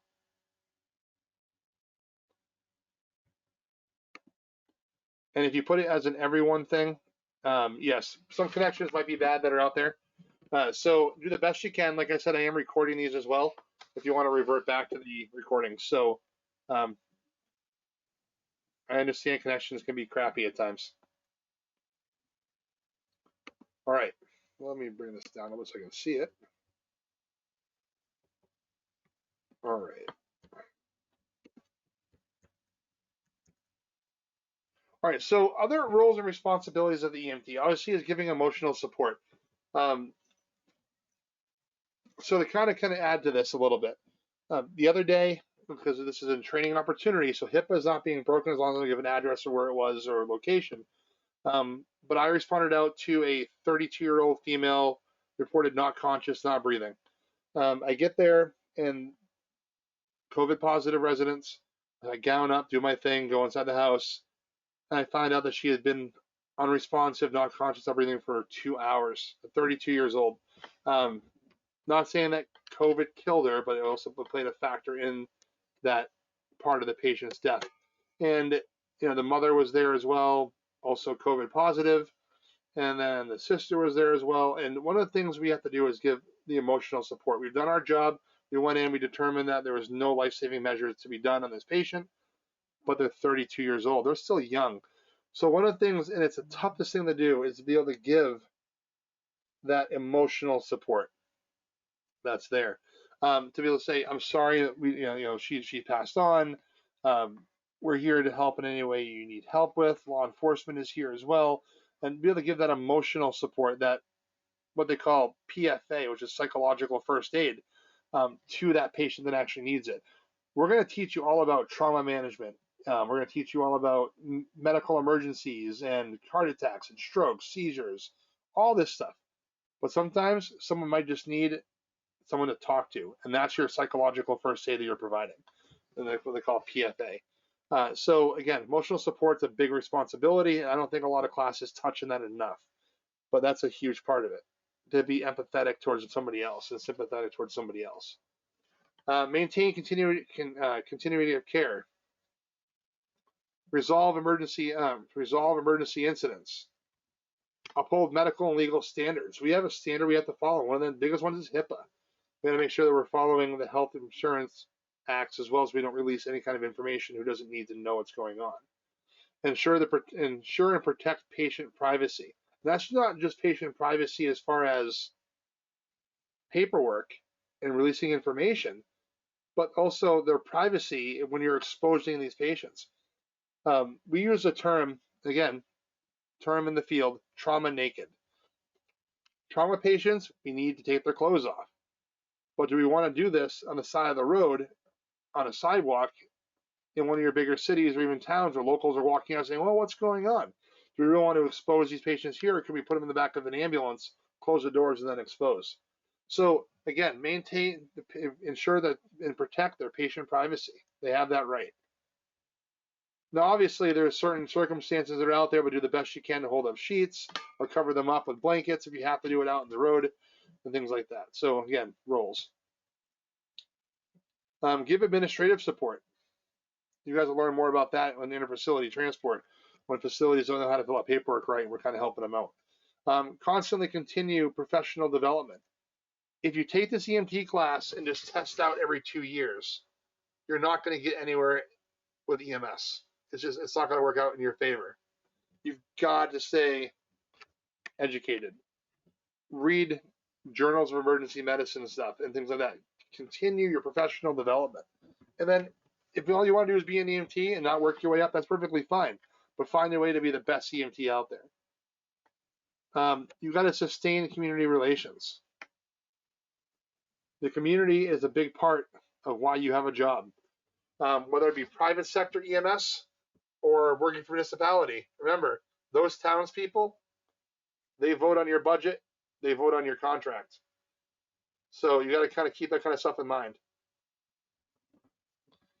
And then give back to the profession. Teach. Be an FTO. Strive for something like that.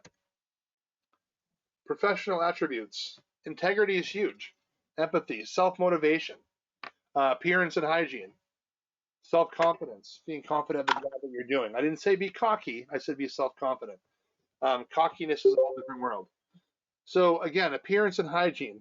If you're working for a volunteer service and you show up on the ambulance, you got holes in your jeans, they're covered in grease and things like that. Do you think that a person who's at their worst time of their life wants to see you walking through the door? Honestly, think about that for a minute. When I worked volunteer EMS, I always tried to make sure I had another pair of clothing with me in my vehicle that I could toss on over it or change my shirt if I was outside working. So again, those are things you need to pay attention to. Obviously, if you're in career EMS, either you're wearing duty shorts, duty pants, as you can see this guy here wearing the brown uniform. Things are there for you. They're provided to you for full-time career EMS agencies or fire departments. But I'm sure a lot of you guys that are on this right now, some of you guys volunteer your time. So you got to make sure you look good, because that's the patient's calling you at their worst time, and they expect you to walk through the door and be able to take care of everything, and you're there, and that's the first impression they get. Time management's another big one. Communications, teamwork, diplomacy, respect, patient advocacy, and careful delivery of care. Patient advocacy is huge. And case in point, I had a patient years ago who showed signs of an anxiety attack, syncopal episodes, chest pain, and things like that, right? Anxiety. And the ERs blew this patient off. The medic that I called for an intercept back when I was in advanced or intermediate at the time, going back probably about 2006 or so, and I brought the patient to a local hospital, and The nursing staff blew it off. The medic blew it off, saying, "Oh, it's an anxiety attack. Calm down. Stop. Just breathe." Right? So I'm like, something's not right. I still don't feel comfortable with this. And I'm being that patient advocate. I said, you guys need to do more for her. And they kept blowing me off and blowing me off. And I was getting frustrated. So I wouldn't leave. I didn't leave this patient's side. As soon as they walked out of the room, within 2 minutes, she went into cardiac arrest. So I yelled out, working code. They finally came back in. Come to find out, she had massive blood clots. This patient had massive blood clots. And they took her to a higher facility, and she ended up living. What would have happened if I hadn't stayed in that room and been that patient advocate? She had no cardiac monitor on, no vital signs running, and she coded. What would have happened if they weren't there? If I wasn't there? So be that patient advocate all the time. Professional attributes also, every patient is entitled to compassion, respect, and the best care possible. Right? Don't stereotype. Yes, you're going to see in your career, and some of you probably already have, the repeat offenders for overdosing, repeat offenders for falls, lift assists. Again, they deserve respect and compassion and the best care you can provide. EMTs are bound by patient confidentiality. So you can't go home and talk to your significant other saying, hey, that lady down the street, yeah, we took her to the hospital today. You can't do that. They're bound to confidentiality. Be familiar with the requirements of the Health Insurance Portability and Accountability Act, which is HIPAA. Because not only can you lose your EMS license, but you can also be fined tens of thousands of dollars as well. All right. So which of the following is an example of care that is provided using standing orders? You guys give me an answer to that? A, B, C, or D?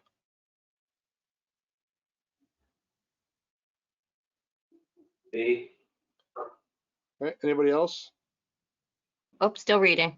Oh, sorry.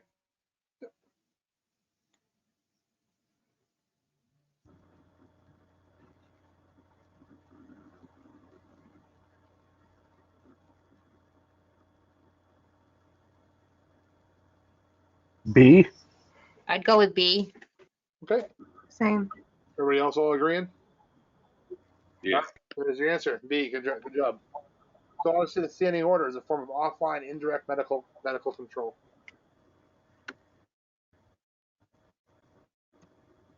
All right.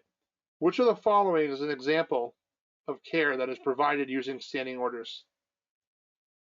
Oh, it gives the answer. Oh, sorry about that. I'm seeing a different screen on my side. Let's go to number 2. Sorry about that. So quality control in EMS system is the ultimate responsibility of what? Of who? Quality control. Otherwise known as like CQI.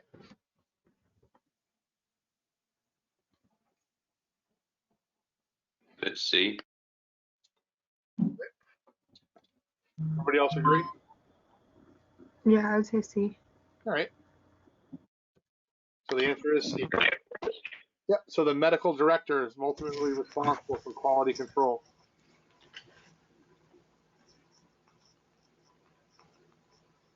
All right. So upon arriving at the scene of a domestic dispute, you hear yelling and the sound of breaking glass from inside the residence. You should do what?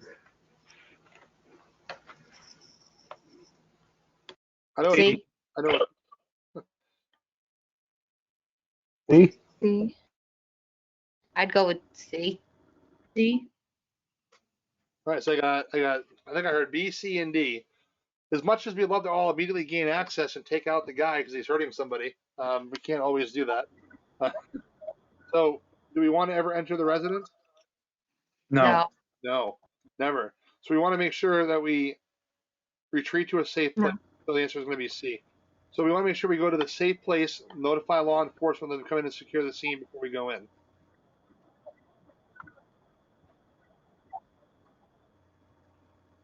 Right. So which of the following is not a component of the continuous quality improvement, CQI?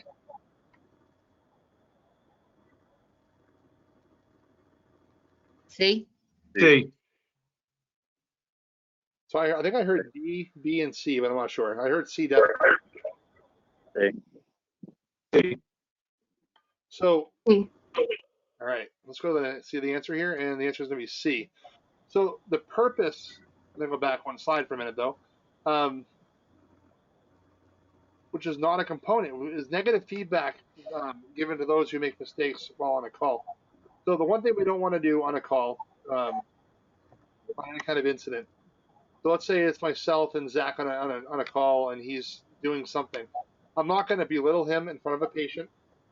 I'm going to let him keep going with what he's doing. However, if he is making a mistake or something that might put the patient at high risk of something happening, I may say, hey, Zach, why don't we try this instead? You know, it's how you present yourself. But as the CQI process goes, if I'm looking at run reports, I'm not looking at run reports to find a way to make you lose your license. That's not what CQI is about. And a lot of people get that in their head that us doing CQI are out to get people.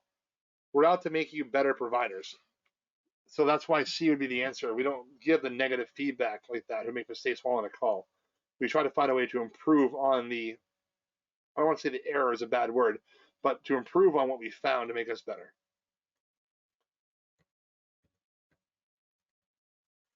Oh, I already gave you guys the answer. A little too far. So all the following except all the following are responsibilities of the EMS medical director except what?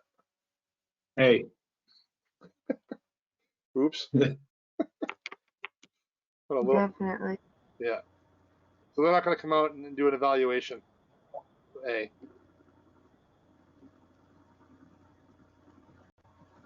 All right.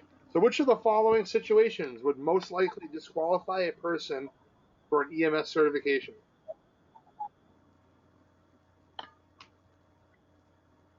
D. B. I hear a lot of B's. Yeah. So yes, B. In most states, a person may be denied EMS certification for being convicted of a felony, such as driving under the influence of alcohol or drugs. So I say this again. Let's say you were convicted of a felony 20 years ago, and you've been clean ever since. You don't drink alcohol anymore. They're probably going to say, "Oh, we're going to deny your license. You need to meet." Then you challenge it and meet with the board, and the board can overrule that. So again, nothing's ever no until you challenge it and the board actually officially says no for a second time, but you can always fight it. Again, it's one of those quick looks as, oh, look, felony declined. But really what they want you to do is call them and actually set up a meeting with them and discuss what happened. People can change over time. Which of the following should be the EMT's highest priority? D. D. A. D. A, control severe bleeding. Oh, actually D. Ensuring personnel D. safety. All right, let's hear it. The answer is D. So personal safety is of utmost concern for the EMT. We got to make sure that you are safe first. If you are injured or you get hurt, what good are you to that patient that's laying on the ground not breathing? So we got to make sure that you are safe first. That is the top priority. So do you guys? Kind of like in airplanes, how What was they that? tell you to save yourself. Kind of like in airplanes, how they tell you to put your mask on first. Yes, and then help others after. Exactly. So to kind of show you question number 7, okay? Obviously, we always think about ABCs, right? Airway, breathing, circulation, control bleeding, right? But the correct answer is D. This is how the National Registry is going to try to confuse you, and they'll give you 2 right answers and 2 completely wrong answers. You got to choose the best out of the 2 that are right. That's why that's why I really, really recommend you guys do the test preps to help you get through the wording of National Registry. Right, so a patient who requires cardiac monitoring in the field would require at minimum which level of EMS provider? Keep in mind, this is not New Hampshire. This is national scope of practice.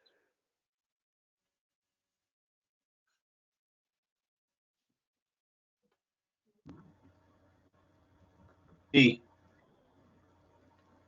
go D. B. C. I would say B at the minimum. So someone who requires cardiac monitoring, so applying a cardiac monitor at the national standard, not New Hampshire level. D. D. So according to this, okay, and this is again, the national standard is a paramedic only. Now, state level can alter that. So in New Hampshire, EMTs can do cardiac monitoring. They can do 12 leads. They cannot interpret the rhythm though. All they can do is place it, print it, and send it. Advanced EMTs in New Hampshire have the ability to recognize 6 rhythms: asystole, PEA, holy crap, I'm drawing a blank. So sinus rhythm, sinus tach, sinus brady, asystole, PEA, VTAC, VFib. PEA is not one of them. I shouldn't have said that. That's my fault. VTAC, VFib, asystole, sinus tach, sinus brady, sinus rhythm. That's all they can do. They can't tell you you're having a STEMI. They can't say anything about ST elevation, depression. That's why the paramedic one comes into that. All right, so which of the following is a professional responsibility of the EMT?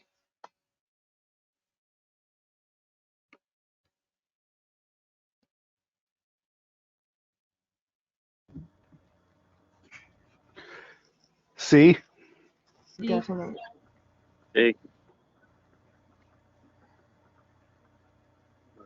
A couple C. there. I see some C's coming up online. D. C.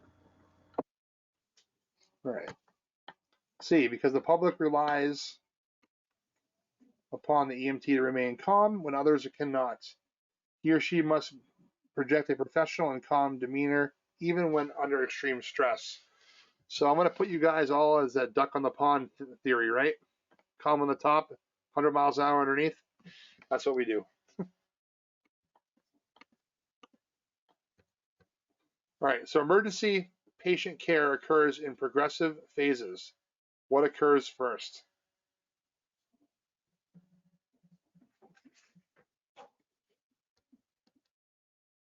D. E. Let's see A. A. See A online. Okay. D. I see incident recognition. All right, let's see what we got. So D, remember incident recognition, nothing can happen until the incident is recognized. And that's how things are activated, from recognition of the incident itself. All right, so that is chapter 1. We are finishing early tonight because we're not doing multiple chapters. So you guys get a break. This doesn't happen very often. Remember that the quiz opens up at 10 o'clock tonight for chapter 1. You also have to remember to do your online ebook quiz as well. Please do not forget to send me your shirt sizes through email, and all correspondences go through email. So remember to check your email on a daily basis from me, because you might get stuff on a daily basis. Okay. Are these shirt sizes like unisex sizes, or are they like men's or women's specific? I'm gonna say unisex sizes. Okay. Unless you're really small, I can order a woman's size. Again, I don't know the sizes of people that are out there. So if you feel that like a small is not going to be small enough for you, then I can try to get a woman's size. But again, they may be on back order too. So again, I'm going to try my best to place these orders. If I can't get them, then just wear your own polo shirts from home. But I'm going to try my best to get them in a reasonable amount of time. I got to make the call tomorrow to find out if they can get them in.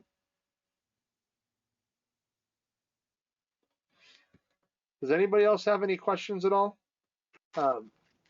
If we do wear our own polos, you're saying they need to be plain, no department designs, anything like that? Correct.